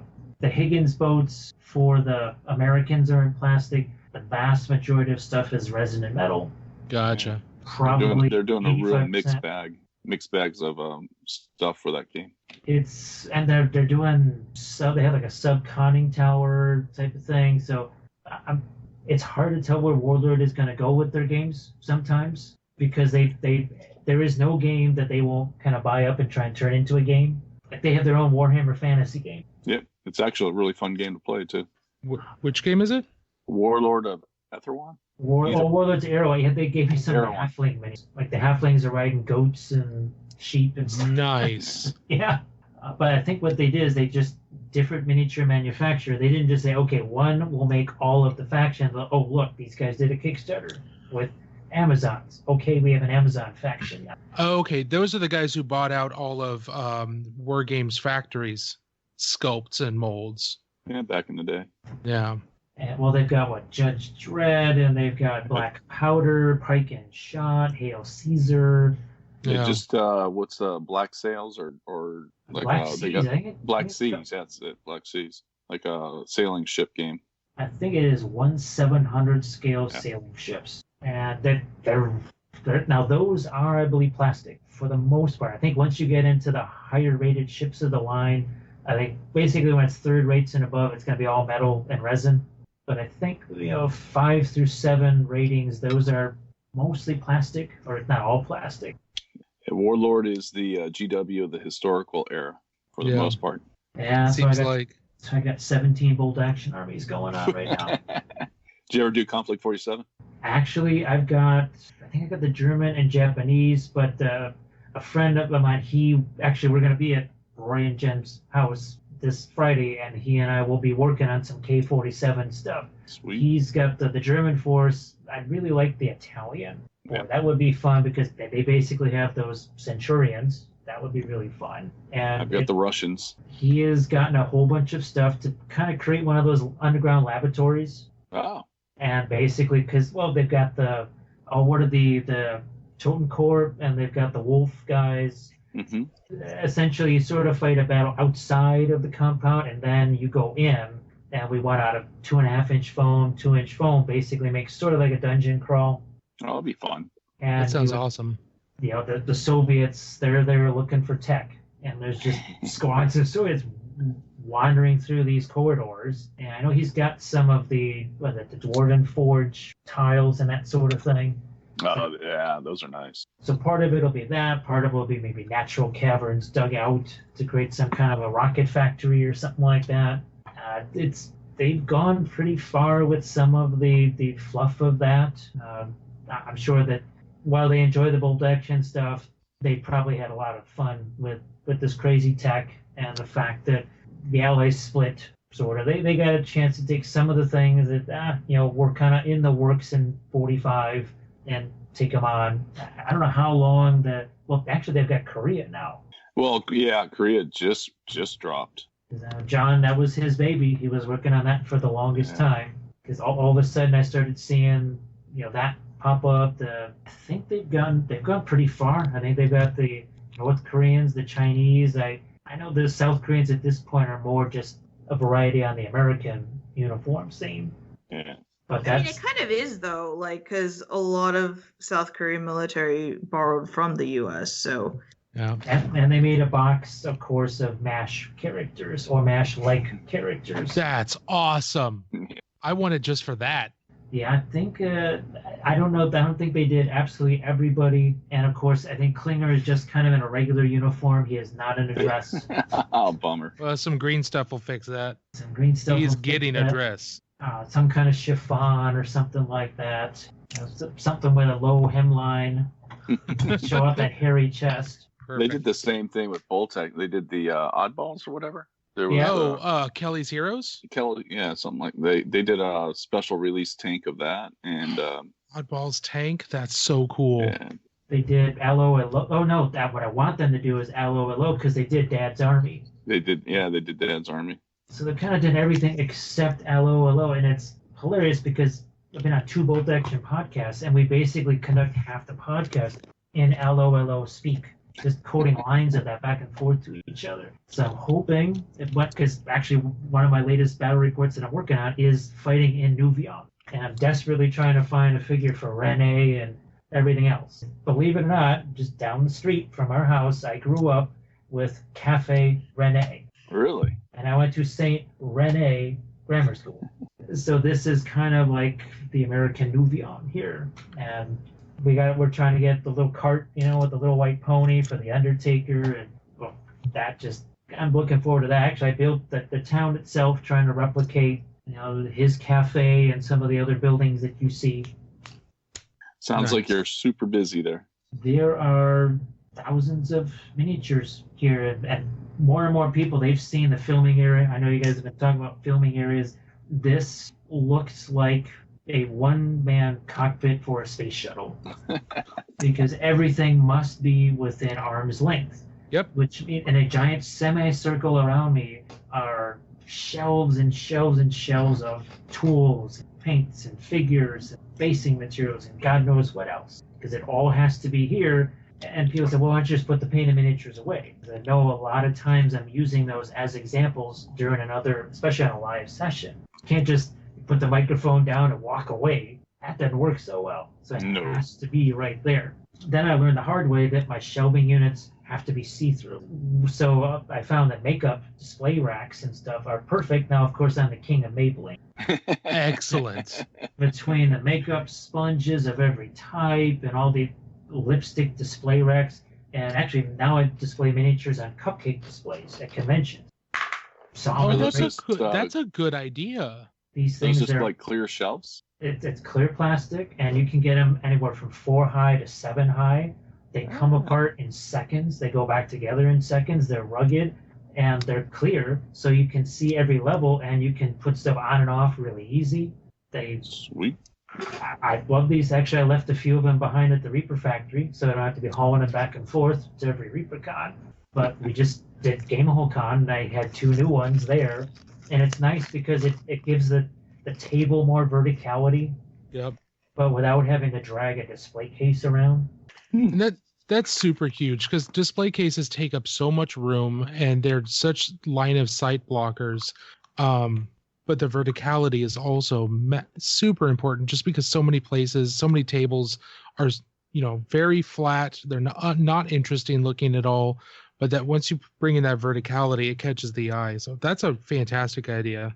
It was nice because I did the sort of a mini Fort Lopple there, and I had a screen in between the 2 cupcake stands.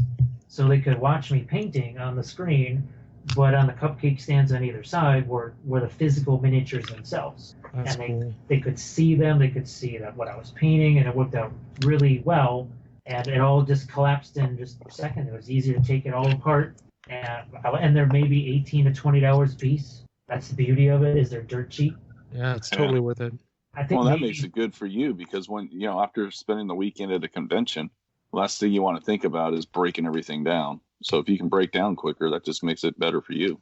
And when you're doing stuff like a Gen Con or here, where you're out in the middle of a hallway, it's nice to just be able to take those things down off the table and put them under the table, or at least just get the miniatures off of them really quick instead of trying to dig them out of a display case. Yeah. Sure. And people, they feel a little more connected to it, because when it's in a display case, they kind of say, I've seen this 1,000 times already. Figures that I can't touch, that I can only get so close to, and there's reflections on the glass and everything else. Here, it's just a miniature sitting right in front of them. You can take better pictures of it. They can take better pictures of it, and half the time I just say, look, pick it up, check it out. I play with these. They are meant to be handled. If you drop it, I might be a little upset, but go ahead and pick them up. And they're like, wow, that's cool. And then it gives them another insight into, well, maybe the basing or the freehand. Because, how you paint stuff maybe on the underside of a cloak, you can't see that necessarily. That actually kind of makes me want to pick them up and drop them. Like, just to see how mad Jim gets. Because, like, Jim is, like, the most chill person ever. Well, let's see. My very first Warhammer Fantasy tournament, the player that I was playing with, he collapsed the table that both of our armies were on. And he knew, we were both regulars at the same store, and they had these metal frames with a piece of plywood. And I said, Rob, you know what happens when you lean your elbows on the table? Because every week he would collapse one of the tables with his elbows. And I'm like, Rob, you know what happens? And he had his elbows, and down went the table, but he was sitting down, so it landed on his lap and stopped it part way, and his miniatures were speed bumps for mine, because they were sacrificing themselves, falling off the table edge. I think I only had a couple of the pterodons fall off the edge of the table, but the sweet thing was that I got an automatic crushing victory. I ended up winning the tournament because table collapses. Mine are the only ones left on the table. I win, baby. The gods have spoken. I take that as a crushing win, and and he would thereafter he'd be like, Jim, I have like 10 jars of liquid green stuff. Take them all. Or here's this metal medium. Here's a jar. Take that. So he definitely was horrified at that. Actually, I had a scratch sculpted. I was an engine of the gods that fell off the table, hooked on my sweatshirt sleeve, and fell off the table, landed on a concrete floor. Oh no! And I just picked it up, put it out there, and let it do its thing. I mean, it happens. I know the guy that painted it. Well, with Dark Age miniatures, I had to practically rebuild those because Cool Mini kept breaking them. I'll never forget the Adepticon where Dave walks up and he says, "Oh yeah, Jim, you got to fix about 24 of these things because the forklift shoved the thing right through our pallet, or dropped the pallet, or crushed the pallet, did something to it, and smashed like 24 miniatures." So I remember spending the first day of Adepticon trying to fix smashed miniatures. I miss that game. It was, I guess it's finally dead now, for sure. Yeah. Well, yeah, because they're not a miniatures company anymore, which I think that's what's hurting the Song of Ice and Fire. Because even at Gen Con, I had practically 3 armies painted there, but they had no painted examples in their booth. That's not good. Wow. But they didn't want to scare people away. They wanted people to think it was more of a board game. They didn't want to think that this was another Warhammer or another whatever. Yeah, but people are so impressed by things that are painted. Like, I offered in all the months leading up to it. I offered for Adepticon too, and that's why I ended up with a whole. Remember, I mailed all those things to ReaperCon, and I had 200 and some odd Song of Ice and Fire miniatures at ReaperCon. Oh, I heard Cool Mini or Not and ReaperCon and Adepticon and how bad it was. Yeah. So everyone who's been listening to this has heard this story before, but yeah, Cool Mini, that was probably one of the worst things ever. I go to Adepticon. I'm finally starting to get back into Cool Mini stuff because I was a little jaded about their business practices. And I get there and it's like, oh, cool, con exclusives, whatever. And all it is Song of Fire and Ice at 10% tax and not a single fucking exclusive. I was like, what? Why am I going to buy this here at full retail at 10% tax when I can go to my local store, get a 10% discount and only pay 7% tax? I'm not, there's no incentive. This was cool. That was the dumbest decision I've ever heard or ever saw a game company do ever, period. Not just Cool Mini, any company. That was dumb, like so dumb. And I know they cost. I was planning on spending $200 to $300 on Cool Mini, like straight up. I was gonna buy Zombicide. I was planning on buying at least the base version of Zombicide, and I was thinking about picking up their Chibi game. And they didn't even have them available to buy there. I'm like, really? Seriously? Yeah. I can't even pick these up here. And Well, they solved that problem by not even being there at all for next year. they weren't there this year, man. That was there is zero presence, and it's interesting because GW is going to put on a presentation Wednesday night, and their goal is to have 1,000 butts in the seats for that. And they'll probably get it. And honestly, this is what I have to say about Cool Mini and Adepticon. Good riddance. They've with their flip-floppy decisions on how to run Crystal Brush, with their loose rules and morals on how to run Crystal Brush, it's been driving people away. It's very elite. It was very elitist. You were getting less and less entries. Their business decisions were horrible, and the fact that they decided to come to the largest wargaming convention in the United States, if not the world, with only one game. And I don't mean like showcasing one game. That's fine. I had to literally walk up to them and like, do you guys have another booth here? Like with the rest of your products? The rest of the 1,000 SKUs you guys sell? No, this is it. Seriously? Oh, we have more games coming in tomorrow. I go there tomorrow and it's a couple of their one-offs and they have like 3 copies of each. Nothing. Yeah. And it's not even their like, I don't mean one-offs like Rising Suns. I mean one-offs like games that were like are educational I've never heard of. And honestly, good riddance. They created the board game tabletop board game experience, but you know what? GW took it and did it right. And honestly, I'm so happy to see Golden Demon and Games Workshop come into Adepticon. And people may be upset because you have to use a GW product, but you know what? Honestly, it levels the entire playing field. It makes it where people where sculptors can't headhunt the best painters in the world to paint their custom sculpted, super ridiculous diorama and win the Crystal Brush every year, because that shit just don't fly with Golden Demon. That's not what it's about. So it levels the playing field. It makes it where it's a lot more fair for everyone. It makes it where people can actually enjoy a painting competition, and overall I expect it to be run better than the Crystal Brush has been run, and I expect rules to actually be enforced, which they haven't been. And I don't expect dumb decisions like no chibis, like Cool Mini tried to do when they produced the largest amount of chibis in the gaming industry and had the most popular chibi you game. Can do chibis in the Golden Demon, can't you? Because they got chibi models now. They do have chibi models. I don't know if they're out yet. I know they're being worked on, and I know Mark Maxey actually has a whole bunch of 40K chibis that he had custom sculpted for himself. But those would go in the open category. They will definitely not have a chibi category. The categories are actually out already. Oh, so cool. Right. But, they might, because their chibis aren't out yet. But maybe next year, if the chibis sell well, they might actually put a chibi category in the Golden Demon. Or if we raise our voices up and it's like, hey, we like chibi minis, maybe they will actually add a chibi category. But we don't have... I doubt it, because they already came out with their rules, and they usually don't change it. Actually, the rules are very similar to Golden Demons of 10 years ago, which is nice. I don't mean, first off, it wouldn't be a change in rules. It'd just be an additional category.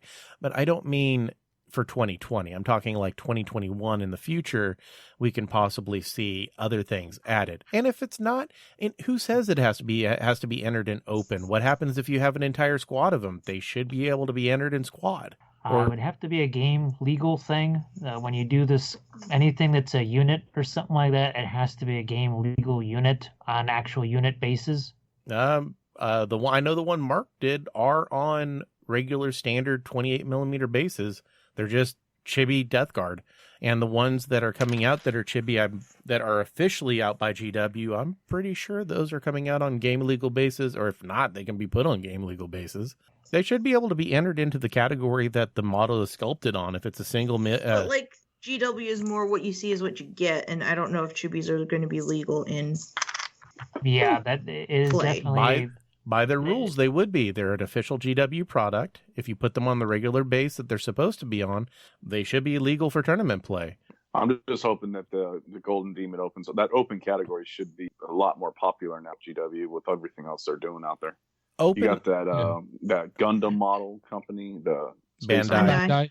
And those models look good too. It's Bandai, the same ones that do. I'm sorry, same ones that do Gundams, and they have Funko Pops too. I mean, you can paint a Funko Pop and put it in the open category as well. I mean, why the hell not? I've seen some amazing Funko Pop conversions using the Space Marines. Oh yeah, I saw that. I've only seen the Nurgle one and a Doctor one, I think. But yeah, there are some pretty cool ones out there. Yeah, I've seen people take the pre-painted ones and the unpainted one that was limited edition and do all different types of Space Marine chapters, all different types of Chaos Marine chapters. It's really impressive. It's super easy to strip those things and then sand them down. So, exactly. Did they sell one that was unpainted? Yeah, Kathy and I got those when they came out. There was the Sister and there was the Funko Pops. That was over the summer. Yeah. The thing about GW, like Sinjin even said in the chat, it's going to be a lot more level because Matthew Fontaine, who's won 12 Golden Demons, he actually took the last time he entered a Golden Demon competition, I think it was the last time, he took a Space Marine bike. A Space Marine bike. That was it. No mods, nothing. He just painted it up real well, and he won the vehicle category. Yeah. And the sci-fi vehicle category is probably the third hardest category to win at a Golden Demon. He did it with a single $12.15 or $15 bike. Wasn't a Rhino, wasn't anything else. He didn't do anything super special with it. He just took it, he painted it well, he entered, he won the damn Golden Demon. And that's what I say is by more fair. It's more about how well you paint, not the damn model. It wasn't like a Baneblade. It wasn't like this super badass tank that he bought and spent $200 or $300 on. It wasn't a Titan. It was a bike, a simple bike, and he won a Golden Demon with it. So this definitely is going to level the playing field, and also it should encourage more people to enter. I'd almost damn near put money that we're going to see 3 times the amount of entries at the Golden Demon in Chicago that we did over the last Crystal Brush. That case was damn near empty at the last Crystal Brush. The last game day I went to in Baltimore had entry upon entry upon entry, and they all weren't greatly painted. But the thing about a Golden Demon is it's a learning experience, because it's easy to grab a Golden Demon winner, and it really is, or one of the judges, and be like, hey, what did I do wrong here? And they'll explain it to you. Crystal Brush, you don't get that. It's people flying over from Europe going, hey, look, I had this custom sculpted model that I did. Like 3 different people sculpted it. 1 person painted it, or so they say. And I put on an advertising campaign and I won year after year. We don't have that now. It's in-house. It's not any of the online bullshit that there was. And but then also the sad thing though for me too though is now all these other companies, which is great, right? But I'm like, man, there's going to be like 5 different painting competitions at Adepticon next year. Like, I'm not going to have time to put anything in for all 5 of them. Well, then let alone maybe 1. Then the people who are not Games Workshop should get together and unify a separate painting competition that is only, say, the purple dwarf. And these other people should get together and create a competition like a Purple Dwarf where they have their own categories and their own things and their own rule enforcement and actually enforce the rules and make them fair. And that's where the people who are not, if I was other gaming companies and if I was people who produce miniatures that were in Crystal Brush, I'd be pissed. I'd be pissed off at what CMON had done with the competition because people weren't buying their models to put into that competition. And there's a lot of Mantic has their own painting competition. Creature Caster has theirs. Arena Rex has theirs. who knows? Maybe George does his. Privateer Press will. Yep. Yeah, they got one. Judgment has theirs. And there's no reason why there can't be another tournament there that incorporates all of those companies together. And like the independent miniature award category. Is there not just no one just taking up the mantle for that? Is that what it is? Who wants to? No, who wants to? GW stepped in and said we're going to do golden. There's no space. There's that too. This convention is already maxed out on tables. We're talking thousands of tables, and every single one is spoken for.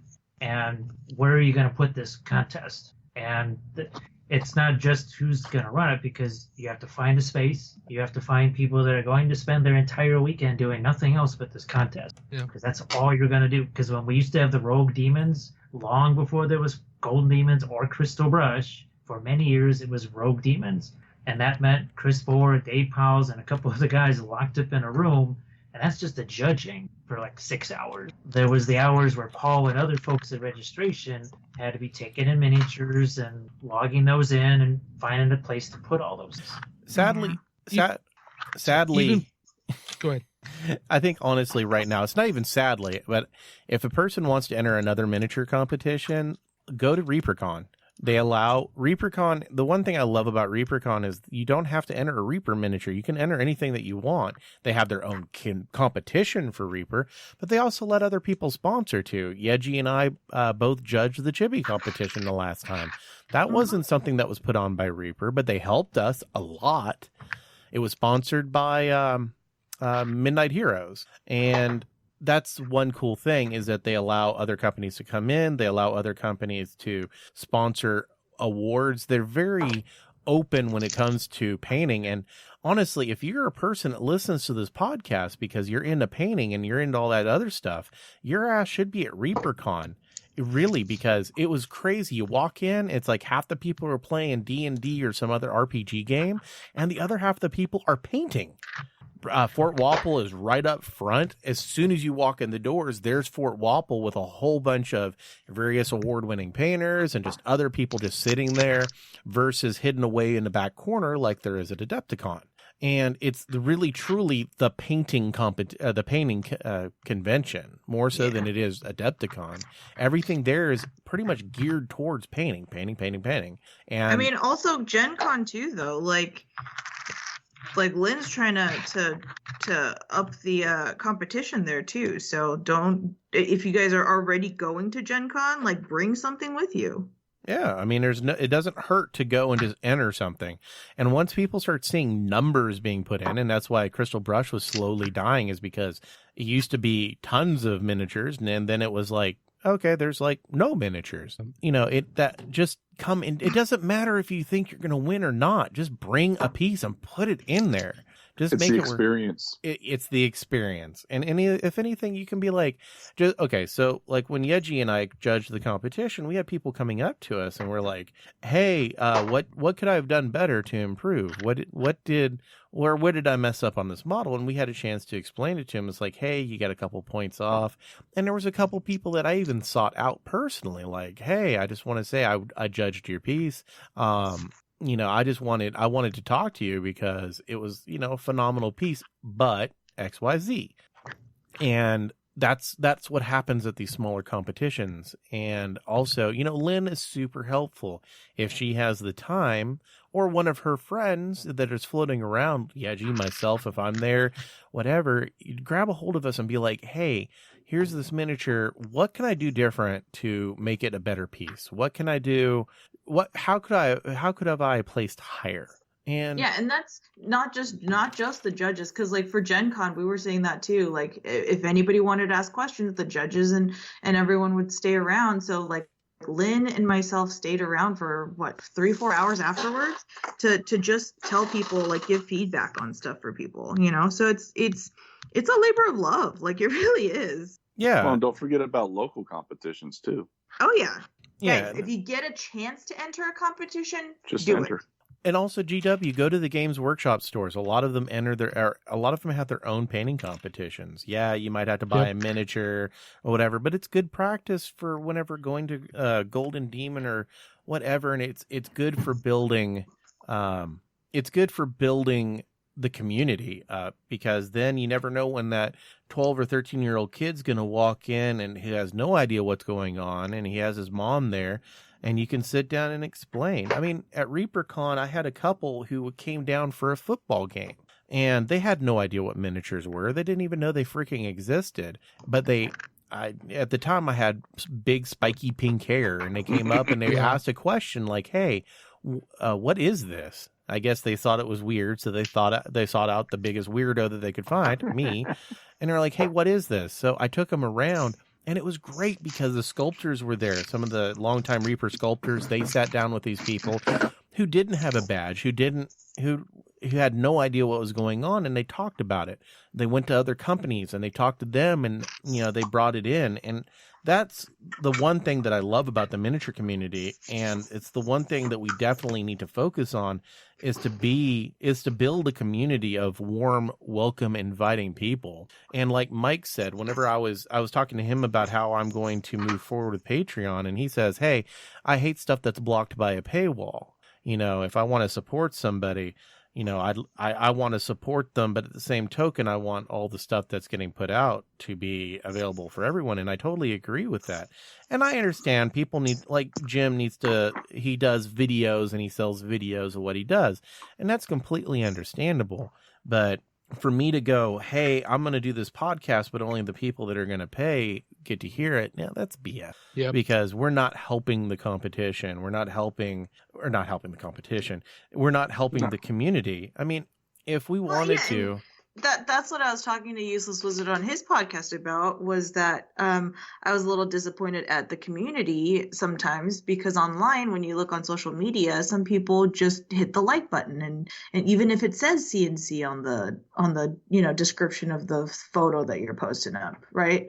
So let's take, I'll take a little bit more time to write a little thing or two if it actually says, give me some constructive criticism. And this is one reason I miss forums too, is because you used to get a lot more feedback on forums, and we need to move out of the Care Bear stages. We need to stop Care Bearing people. And I made this speech over on Heresy at one point. You need to help people, and you're not going to help them by just giving them a thumbs up. All you're doing there is a quick little stroke on their ego. What you need to do is actually break down, and don't be a dick about it. Be like, hey, that's a great looking model, and I really like what you did with this and this, but if what about working on this a little bit? Everyone in Models Workshop, we are horrible. If you looked in our chat about what we say about our own miniatures, you'd be like, how the hell are these people friends? But every single person in Model Workshop has improved hand over fist on their painting because we don't Care Bear each other. We tell it's like, hey, I don't like this. I think that looks dumb. Or, hey, and we're a lot more brisk with each other because we're all friends and we know what we're trying to do. So don't be assholes like us that we are to each other. But at the same token, no one is going to improve drastically if all you do is Care Bear them and give them that ego stroke instead of actual quantifiable help. And there's a lot of problems that with the miniature community as a whole. It's been a little toxic as of late. Some of the people that are in it are not nice, and I was one of those people who was not nice, and I decided I'm not going to be that toxic person anymore. There's too much of that bullshit floating around. And yes, we are cliquish. Even Models Workshop, we are cliquish. Most of the cliques that are in the painting community are very open, they're very welcoming, and they don't mind people coming over and being like, hey, what's going on? But there are some that are downright kind of assholes, and they're rude. And not my place, and I'm not going to call anybody out. And no, don't message me and ask who are you talking about. I'm not going to tell you. But there are, huh? It's not worth talking about other people. No. We know it's there. Just go with it. It's one of those things, though. Maybe take a look at yourself. If you're part of a painting group, maybe open your eyes and be like, hey, are we welcoming to other people? Are we standoffish? And if you are a bit standoffish, even if you didn't realize it, make an effort to be more welcoming to people. And, that's the one thing about running a podcast is I've got to meet people from all over. And, I could be like, no, I'm not going to bring on any other person that has a podcast because I don't want the competition. But that's bullshit. Just like painting. I could be like, well, I'm not going to teach anyone because I don't want the competition. Once again, that's bullshit. I mean, Ryan has a podcast. I've brought Nick on here before. He has a podcast. I brought all these people on who've had podcasts. And why is that? Because I personally believe I'm going to use my platform to help people grow, whether it's growing and being able to paint better or growing as a platform to help people do better. Like, do I think Ryan's podcast will have a positive impact on the community? Absolutely. It will absolutely have an impact on the community in a positive way. You're going to get introduced to new artists that you've never heard of before. You're going to hear some interesting stories. You're going to hear stories that are near yours. You're going to hear stories be like, that's how I got started. Exactly.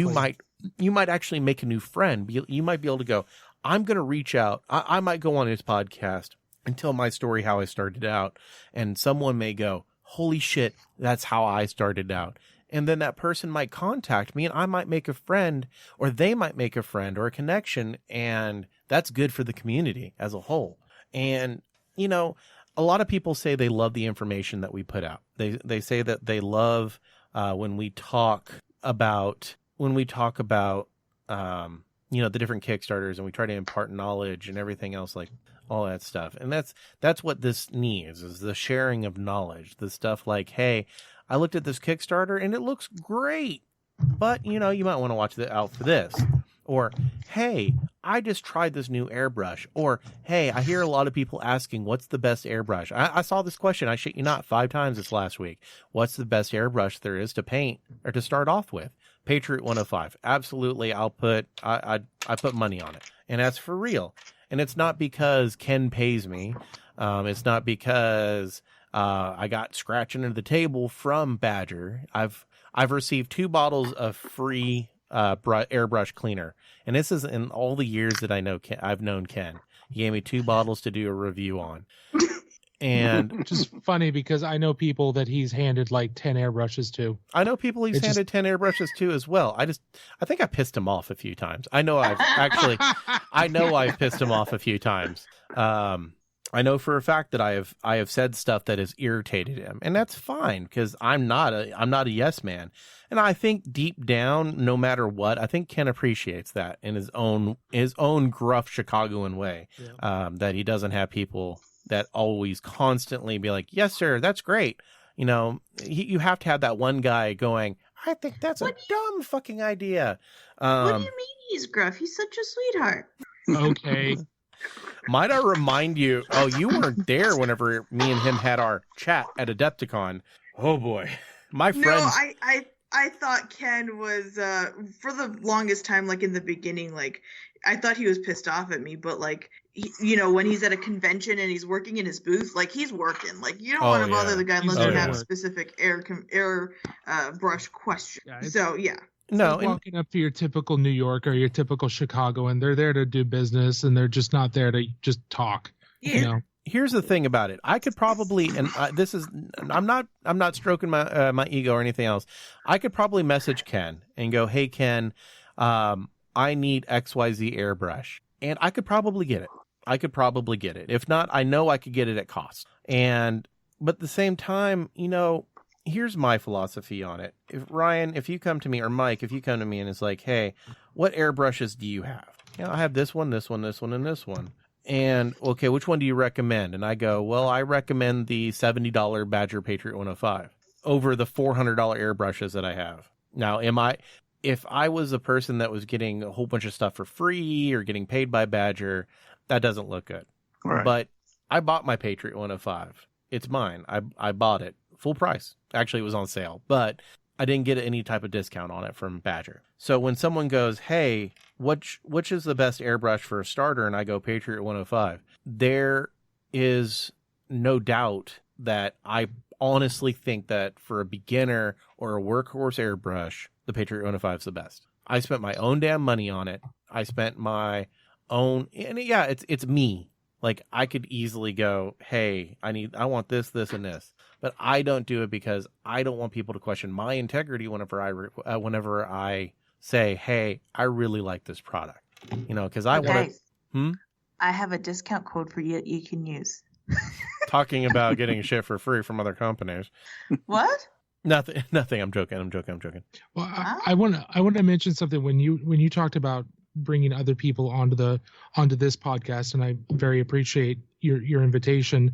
The same thing happens in the Twitch community for the Twitch mini painting community. We co-stream. I've co-streamed several times with Yeji, which we need to start doing again because I missed that. But we also raid one another. Sure, there are cliques in the Twitch mini streaming community, but for the most part, we're very supportive of one another. And even in that situation where I would argue we're in more competition against one another than, say, on YouTube or in podcasting, just because the population of the audience is much smaller and there's actual like money happening because of bits and subscriptions and things like that. We're still super supportive of one another, and we still work together because we're all there to learn and to grow the community and, help the community as much as possible. So I'm right there with you that we need to continue doing things like that. Yeah, I like and dislike the Twitch community for its own reason. It's kind of like Patreon, and Mike and I were talking about this a few days ago when we should have been recording a podcast on a phone conversation. Just like Patreon, the Twitch community seems just drastically oversaturated. Like there was like a couple people who were streaming and they were doing a good job of it, and it seemed like everyone, just like with the Patreon, there was a couple of people that had Patreons and they seemed to be doing good with it, and then everyone saw that and they're like, oh, boom, and it's like everything. Well, I mean, still that's how markets grow, but that's just a normal market growth. Yeah, and still, I mean, some people do get started, like, same thing with commission painting, right? It's still saturated, but yet a lot of us still do it, but yeah, and people get that idea that they're going to be the next whoever, whoever has like 5,000 subscribers, as miniature painters, but like that's just not going to happen overnight. Like you still have to bond with the community, create your own little niche, and be a general overall good person. You can't just be an ass, Hey, watch me. Hold on now, Yej. Hold on now. Hold I've my been beer. building my YouTube channel for 6 years now. Oh, right? shut up. No. You activated your YouTube channel 6 years ago and posted one video and it had like 20,000 subscribers. You just started posting to it like a year ago. No, actually, when I posted Was it 2 years ago? But no, I've been working on that for the last 2.5 years. Just look at the analytics. You can see. Yeah, we can bring up Social Blade right now. No. It's a joke because I've had my YouTube for like over 10 years, and he's like, hey, I posted the preview video for my Kickstarter on there, and I just happened to log in one day and I had like 20,000 subscribers. I was like, that was you saying, Jim, you went onto my YouTube channel because I didn't know where to look for that. Oh, at the time. my bad. And you said, Jim, you need to look at your, because remember, I needed to use the thing of unlisted and private videos, and it said, you need to have a certain amount of subscribers for that. And you said, Jim, take a look at how many freaking subscribers you got. You got enough. Yeah. Because this is also right around the time of Adpocalypse. Oh, yeah. They changed all the parameters, and you said, no, Jim, you qualify now. Because I think with Adpocalypse, they changed some things. You had to have 1,000 subscribers. And I had 2,300 or something, like 2,100, whatever it is at the time. I think now it's about 5,500 or something like that. But I've been doing YouTube lives every 2-3 days, something like that. And these are 3-hour sessions. Well, yeah. Now you're putting in like a big conscious effort. It was just a little heartbreaking that you had like one video up of a demo. Remember when I was posting those, I had to try 3-4 times to post a half-hour video because it would bomb. It would be corrupt. You were having a bad time. Different. It's a little different now. I'm uploading 2-3 hour videos now, several times a week. And it's going to be changing more in the future. I'll take my cut here in a minute. Yeah, Copa. Oh boy. There's still so much confusion along with Copa right now. The only thing that worries me is honestly, everyone has said your stuff isn't kid friendly. I know this. I really honestly know this. I truly know that my stuff is not kid friendly. Everything that's miniature and modeling related should not be considered kid friendly. We deal with chemicals, we deal with sharp blades, we deal with stuff that's no for people that are under 12. The problem is if you watch that video, the FTC person that was doing the video, dude looked hungry. Like, he looked hungry. Yeah, and he some did. of the stuff he Absolutely. said He was, referred to content creators as shooting fish in a barrel. yes, Yeah. and that shit's scary because that dude's Well, hungry. did you guys read the recent post yesterday from them trying to describe it better and try to give people some sort of guidance, and it just made it worse. Really? It just made it more. Oh yeah, it's just made it more confusing. Yeah, Well, they're like, I've researched the heck out of this, and I watched more videos before we came on here. Actually, a lot of this is on YouTube. There actually could have been a third way instead of just adults or not adults. There could have been a third way. General audience. But YouTube didn't want to create that. They didn't want to go to the extra work and cost of doing that third way. Yep. Now, the other key thing to do is look at, again, analytics, and it's right there in your analytics. It'll say, who's your audience? Because people, I've checked mine, and there is nobody under the age of 24 that watches my videos. Same. That's how the feds are going to do. That's how they're going to search millions of YouTube things quickly. Is they're going to look at your analytics. Well, there's a few things that are being recommended right now. First, obviously, in your about section, don't tell people that you're for children. There was a lot of the channels that got busted in the complaint that actually self-described themselves as being meant for children, ages 2 to 12 and stuff like that. Also, make sure you check your tags, what you're tagging your stuff. Yeah, you can do that. You can do that for every single video just with one click. yeah, so- watch. That's a big thing. Those were some of the bigger things to look for. Don't use kid-friendly tags. Like, don't tag stuff toys. Right. And I know because a lot of miniature painters would be like toy because I miniatures tagged a lot toys. of mine toys. Right. My stuff Don't is tagged how to. Yeah, don't do that no more. Don't tag it like toys that'll help keep you safe. Don't tag it anything that's kid oriented. And I mean like kid, not teenager kid. Actually maybe include tags like PG-13, USRB teen, stuff that very clearly indicates that you are not like my videos. My opening scene is I'm going to put every razor knife that I own in that opening scene and just be like, hey, look, I might even go do some dangerous shit that causes like something to blow up or catch on fire and put as part as my front roll. But I'll put some ketchup on the end of my cut off finger and we can show that. Fuck, just let me go put another model together. I don't even need ketchup. I'll do the real thing.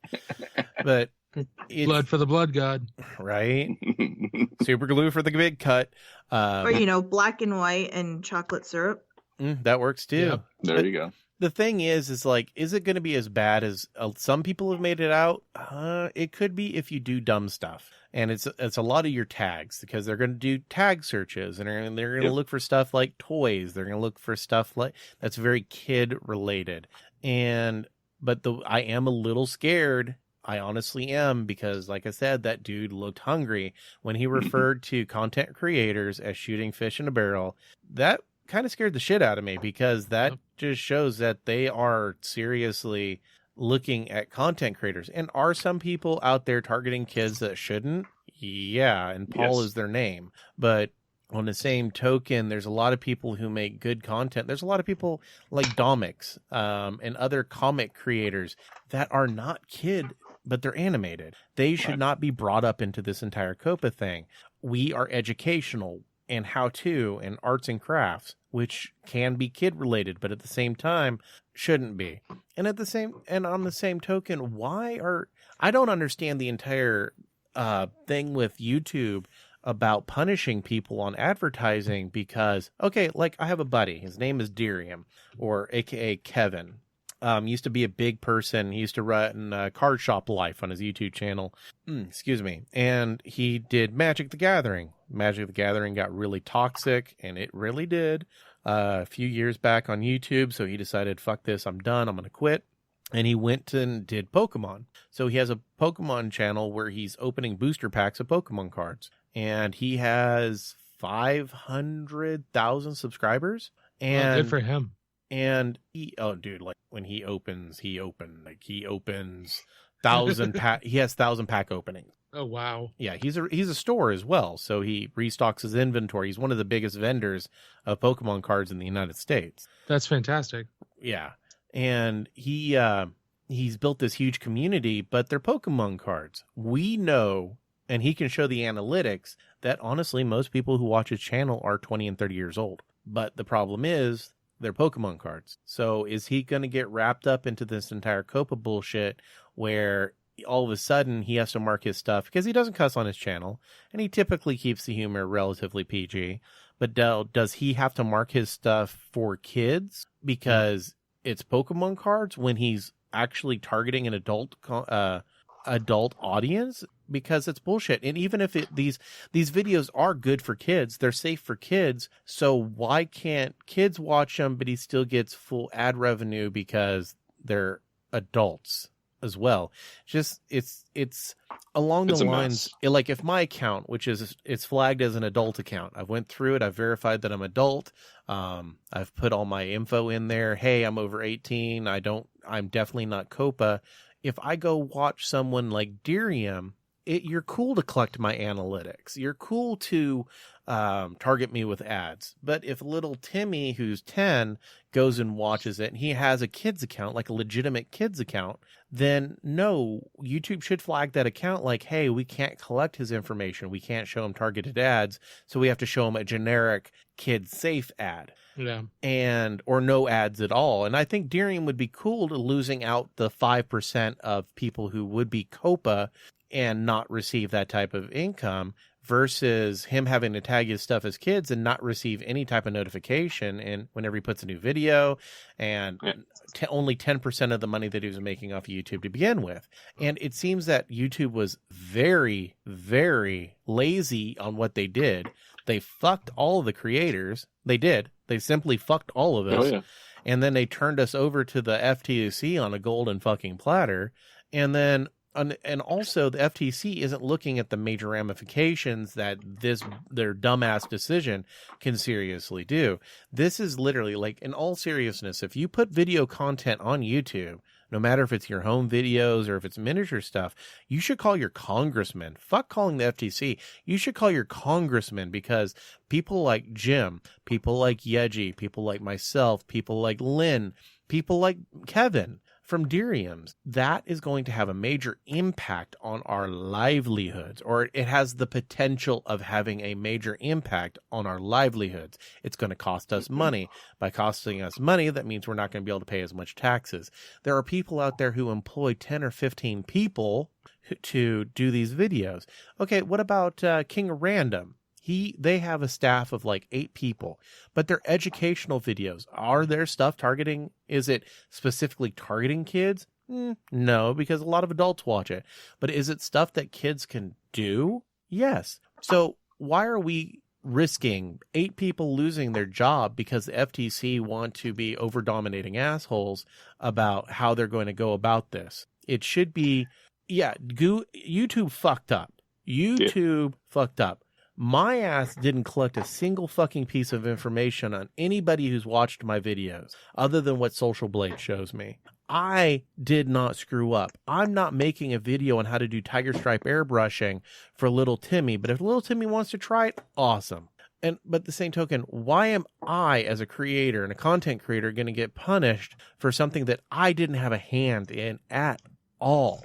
And that goes the same with Jim. That goes the same with Domix. That goes the same with Kevin. That goes the same with King of Random and all of the big people that are out there who make videos that are kid safe and could be considered kid friendly, but have a large adult audience. In the letter that went out yesterday, or the post that went up yesterday, it's not even talking about content creators anymore. It's just saying channel owners.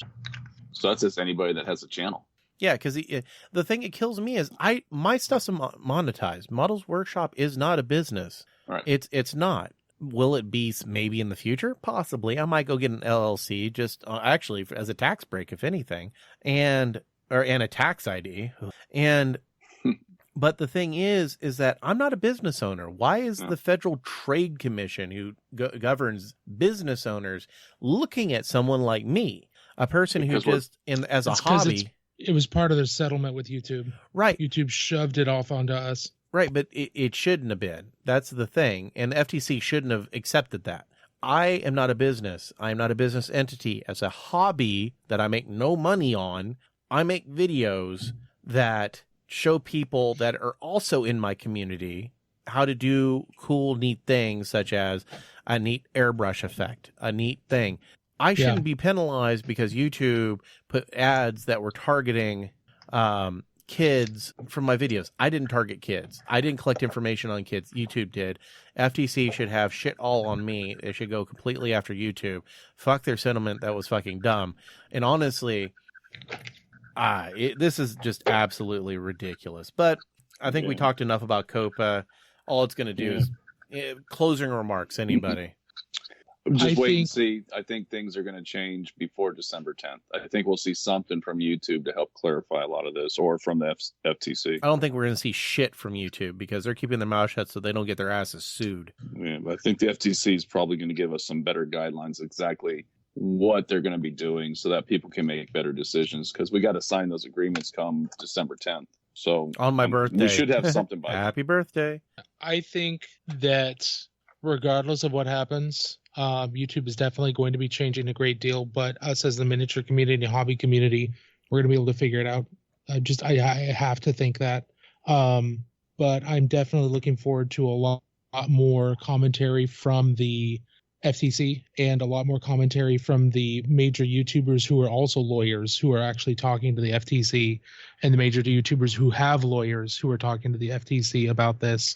Maybe it won't do anything, but go find that petition and sign the petition and write them the letter and let them know what you think, regardless if it might not make a difference, but there is always the chance that it is going to make a difference, because the FTC has said multiple times that they want feedback on this. And, I would feel, like I said, dude seemed hungry. Like, his language was very predatory. Very predatory, and I think that's where the major problems are happening. Because if he would have just been like, hey, we're going to look at certain creators who have been abusing this stuff, then, that would be, okay, I'm not abusing anything. My stuff is clearly not for kids. But, that's not how it sounded. Yeah, it sounded like he considered everyone on YouTube to be guilty of predatory action against children or gathering their information. And that just speaks of just ignorance, which is really concerning. Yeah. Yeah. And that's really, really, really thing. So, all right. It's getting a little late. We're hitting that late mark. So Ryan, give us your infos and your 411 and tell people how to find you and get a hold of you. Okay. Well, thanks for having me on. My name is Useless Wizard on every social media platform. I was lucky enough to be able to get that pretty consistent. I'm pretty active with sarcastic posting on Twitter. Instagram has a lot of stuff that I'm trying to keep up with. Model progress, things like that. I'm on Twitch at least twice a week. And I hit all my YouTube videos because of the COPA thing. So we'll see whether or not those will pop back up or not. But Twitter, Instagram, Twitch, I answer all my DMs unless you're an obvious troll, in which case I'll just ignore you and block you. And then Instagram under Useless Wizard. I'm sorry, Facebook under Useless Wizard. I think you should. You said the name of your show was going to be what? The name of the show is The Miniature Podcast. I think you should do like Mini Nature, like MININATURE. Like, what was the nature of why you got into minis? Oh. I don't know. It does look kind of funky when you type it out, though. I like the concept, but whenever it, yeah. I just watched a video of a woman trying to fill her Tesla up with gas. People. Wow. That's enough internet for today. Yeah. I was scrolling through Facebook and I saw that and I'm like, yep, I'm done. Alrighty. Since you're new. All right, Ryan, I just followed you on Twitter, so I expect to see some sarcastic posts soon. So, Mike, since you're new around here, how are people going to find and get a hold of you? I'm just on Twitter, the Greenskins. You can just find me on Twitter. That's pretty much where I live. All my hobby stuff, like my Twitter channel, hobby stuff. Until the Copa stuff gets figured out, I'm leaving all my other social stuff kind of quiet right now. So as time goes on, we'll figure it out. But once I go active again, I'll post it all up on Twitter. Right. And we'll post it up on Facebook as well. We're going to keep Mike. Yeah. We've decided we're going to go ahead and adopt Mike. I've been finally adopted. That's adorable. May have to kidnap Brian and bring him aboard too. Bring him. I have no objections. Fold his podcast into the Models Workshop. That I have an objection to. My podcast is mine. No. I'm just saying publish it through us as well. Oh. More avenues, remember? Whore yourself, damn it. Be a good whore. Actually, Ryan, when I was doing a live stream with my buddy Jeb, we used to whore it out through Models Workshop, and we got a lot of great responses through that. Nice. Through their Facebook group. So it's a good community. Yeah, awesome. Yeah. We try to be good, Well, every once in a while. Everyone else tries to be good. I'm an asshole. But anybody else? Any closing remarks, Jim? Yeah, Jim? Well, go ahead, Jim. I'm going to keep cranking out the videos. I was actually going to start. I've been meaning to do some Facebook Lives, and people keep begging me to do the Twitch thing. I actually have a Twitch account, and apparently I think I have. Now I don't have 2,100 How many followers do you have? But I know there's at least like 8 or 9 or 10 of them because they have clicked on the thing So yeah, I'll have to start doing What's those. your Twitch? What's your Twitch name? Oh, it's just Wapelius on Instagram and on Twitch. Just Wapelius. That's it. Keeping it simple. WAPPELIOUS for those that are wondering. Two L's. Two L's. Oh, 2 L's. That's My why. bad. So Yeji, I know Yeji told me she's probably not going to be on for the next few weeks if we do record. This might actually be the last podcast of November, just as a heads up. Unless someone's really bored the weekend of Thanksgiving. If not, I'll be around, so maybe we can do some recording.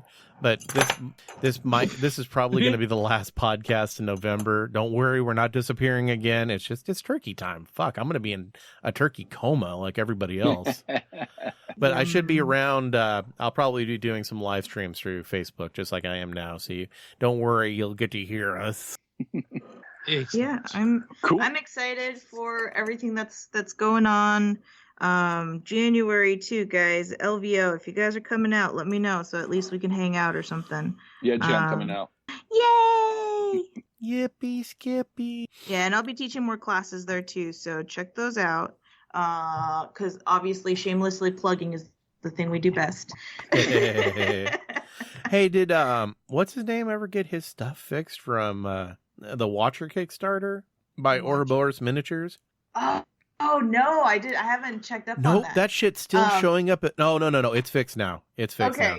Oh, that was coming up negative. It showed hilarious. Up negative 5,000 pounds. It was crazy. They had a whole bunch of backers and everything else, and it was showing up as negative like 5,000 pounds. I was like, and That's crazy. Yeah, I was fucking with him too.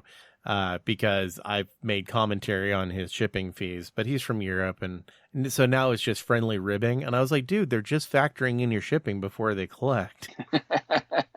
You got to laugh out of it. They're about 50%. Yeah. You should check it out. The miniatures are actually pretty cool. They're very large scale. They're like 80 millimeters. It's the Watcher. Holy crap. Yeah, they're big. Yep. And like one's a Cthulhu-esque looking model, and then there's another one as well, and it has this really badass base that it's on. And it's like it has an accurate globe of the world of Earth sitting in front of it, and it's like watching the Earth. It's cool as shit. It's currently sitting Go check them out. Yeah, and it's Tell Ouroboros. them the ramen lady sent you. Yeah. Is that the giant Cthulhu mini that's been sent out to a whole bunch of different people? No. Yep. No. That giant Cthulhu is from Cool Mini, I think. Oh. And it's actually... So they're just going to release that and just not make any more ever again? No, I think it's actually part of one of their games. It's actually one of the levels that you fight on. Like, the Cthulhu itself is... I think you fight on the model. Yeah. On the base or something like that. Yeah, you have to fight on the base. God of War? Huh? Kind of like God of War? Kind or of Monster Hunter. Yeah, but it's its own scenario. Like it's its own really hard scenario, and it was for a cool mini game. And I don't think it's limited. I think it's going to be a full release, but it's going to be freaking expensive. Yeah. And that thing's thing's going to sell because people are going to want to paint it. Oh, and it's not I 80 millimeters. It's like paint that. It's not 80 millimeters. It's like 8 meters. It looks like on some of that Yeah, shit. thing's like 3 feet tall. Freaking huge. Epic Duck had his kid there, the duckling, and the duckling walked up to it, and it was his kid's like almost 2 now, I think, and the damn Cthulhu was almost bigger than his kid. I was like, good. Well, yeah, because it's supposed to be an actual playable board game beast. Like, that's the board game that you play. Well, on. I understand. It's still a fucking huge miniature. But yeah, it is huge, yeah. It's ginormous. Probably weighs about 30. It has to weigh like 20, 30 pounds. I got into painting miniatures because they're small. But that is not something I want to paint. The Watcher is at 50%. You got 5 days to do it. It's got 25 backers so far. It just needs another 2,000. The miniatures really do look good. So if you just like a nice... And Ouroboros miniatures are really high quality, guys. I have multiple of their busts, and they are amazing. Yeah, they are really, really high quality stuff. He doesn't let junk roll out of his door. They're small batch. Like these models, they're probably only... That's why it's only like $4,000 to back it, or to be complete, is because they don't do large quantities and they hand pour these things. So he's also like ridiculously quick on finishing his Kickstarters too. Because the hand pours all of them. And so he doesn't have to worry about shipping it off. It's all produced there in the Netherlands, high quality resin, hand poured molds, everything. So you will see that the prices are a little high. The miniatures themselves look like they're a little expensive, but the quality demands it. And if I wasn't trying to scrape pennies to go to the conventions next year, I really like the Cthulhu one. Actually, I like the other one almost better. So it's like, I really want them, but damn, Christmas. All right. And every other thing. And be good kids. Don't buy recasts. So Anthony Alexander III says he's coming out. I'm assuming he's talking about to Las Vegas. So you'll be able to see them. He's moving. Yay! He's my adopted little brother, so we'll rope him into one of these sometime as well. And then Sinjin does agree that the Badger is good stuff, and the Patriot Workhorse. That's what they should call it, the Patriot Workhorse. Right. I'm waiting for mine to get delivered. I bought mine. I bought the Extreme on sale, like this, the birthday sale. And Sinjin, of course, you got one of the gold ones. No, I got one of the. I just got the black 105 Extreme. Okay, with the extended handle. Yeah, I've already got a Sotar. Of course, you're a welcoming person. The new birthday airbrushes are freaking gorgeous. The gold-plated ones, and I forgot to send the fucking email in. I was like, oh, I may actually have to be like, yeah. I'm sure you'll be that because I just want to buy them. I just need to be added to the mailing list. But those things are gorgeous. But yeah, that's definitely my kick-ass Kickstarter for the week, and I do give it 2 thumbs up. Dude's a solid guy. The miniature quality is absolutely great. He's a repeat offender on our kick-ass Kickstarter, and he's never failed to deliver a top quality product to whoever he's done it. We're all multiple backers of his product. And so I can, without a doubt, say, hey, help support his knee surgeries and go buy his damn miniature. Yep. And yet he still won't send me ramen. What?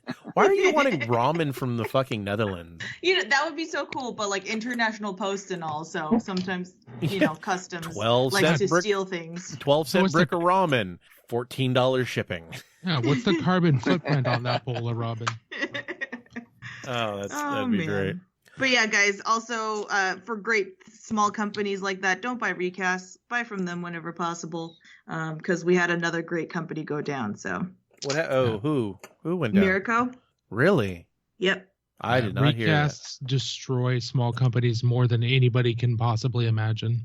Yeah. Not even that. 3D printing is actually causing some problems here locally. Yeah, especially if they're copying IP. Yeah. Yeah, Chris Toad has talked about that too, about how he's been seeing a lot of his stuff becoming recast and all that. And it's a sad day whenever you see stuff like that. But anyways, folks, we're nearing the 3-hour mark here. So I just want to say thanks, Ryan, for coming onto the podcast. I'm sure you'll be around here and there. Yeah, thank you so much. I really appreciate it. And we'll have to talk about getting you guys on. Absolutely. Everyone, welcome Mike, the new puppy of the thing. Woo! And we'll Thanks take for having him. me. We'll take him gimp and all. Wow. Ow. Well, he literally only has 9 fingers, or 9.5 fingers. And half a finger. it's what happens whenever you're young and you and your girl in the back seat, and all of a sudden the dad interrupts you and scares the shit out of you. Hi, Thomas. Yeah, Thomas is going by. He wanted to say his hello. Okie dokes. All right, Till so next time. everyone, you know where to reach us. Facebook at facebook.com/The Models Workshop. You can find us over at Twitter and Instagram at MWH Podcast. And and we have a Twitch. I have a Twitch. Yeji has her own Twitch, but I have my Twitch too. And that is Models Workshop Podcast. And eventually we might end up there with this. We might multiple. And if you ever want to find the podcast, make sure to find it over at models-workshop.com/podcast. It tells you how to subscribe on all the different various platforms. iTunes, Google, podcatchers, whatever. Now I'm rambling. So I will talk to you guys later. Bye. Have a good night. Bye.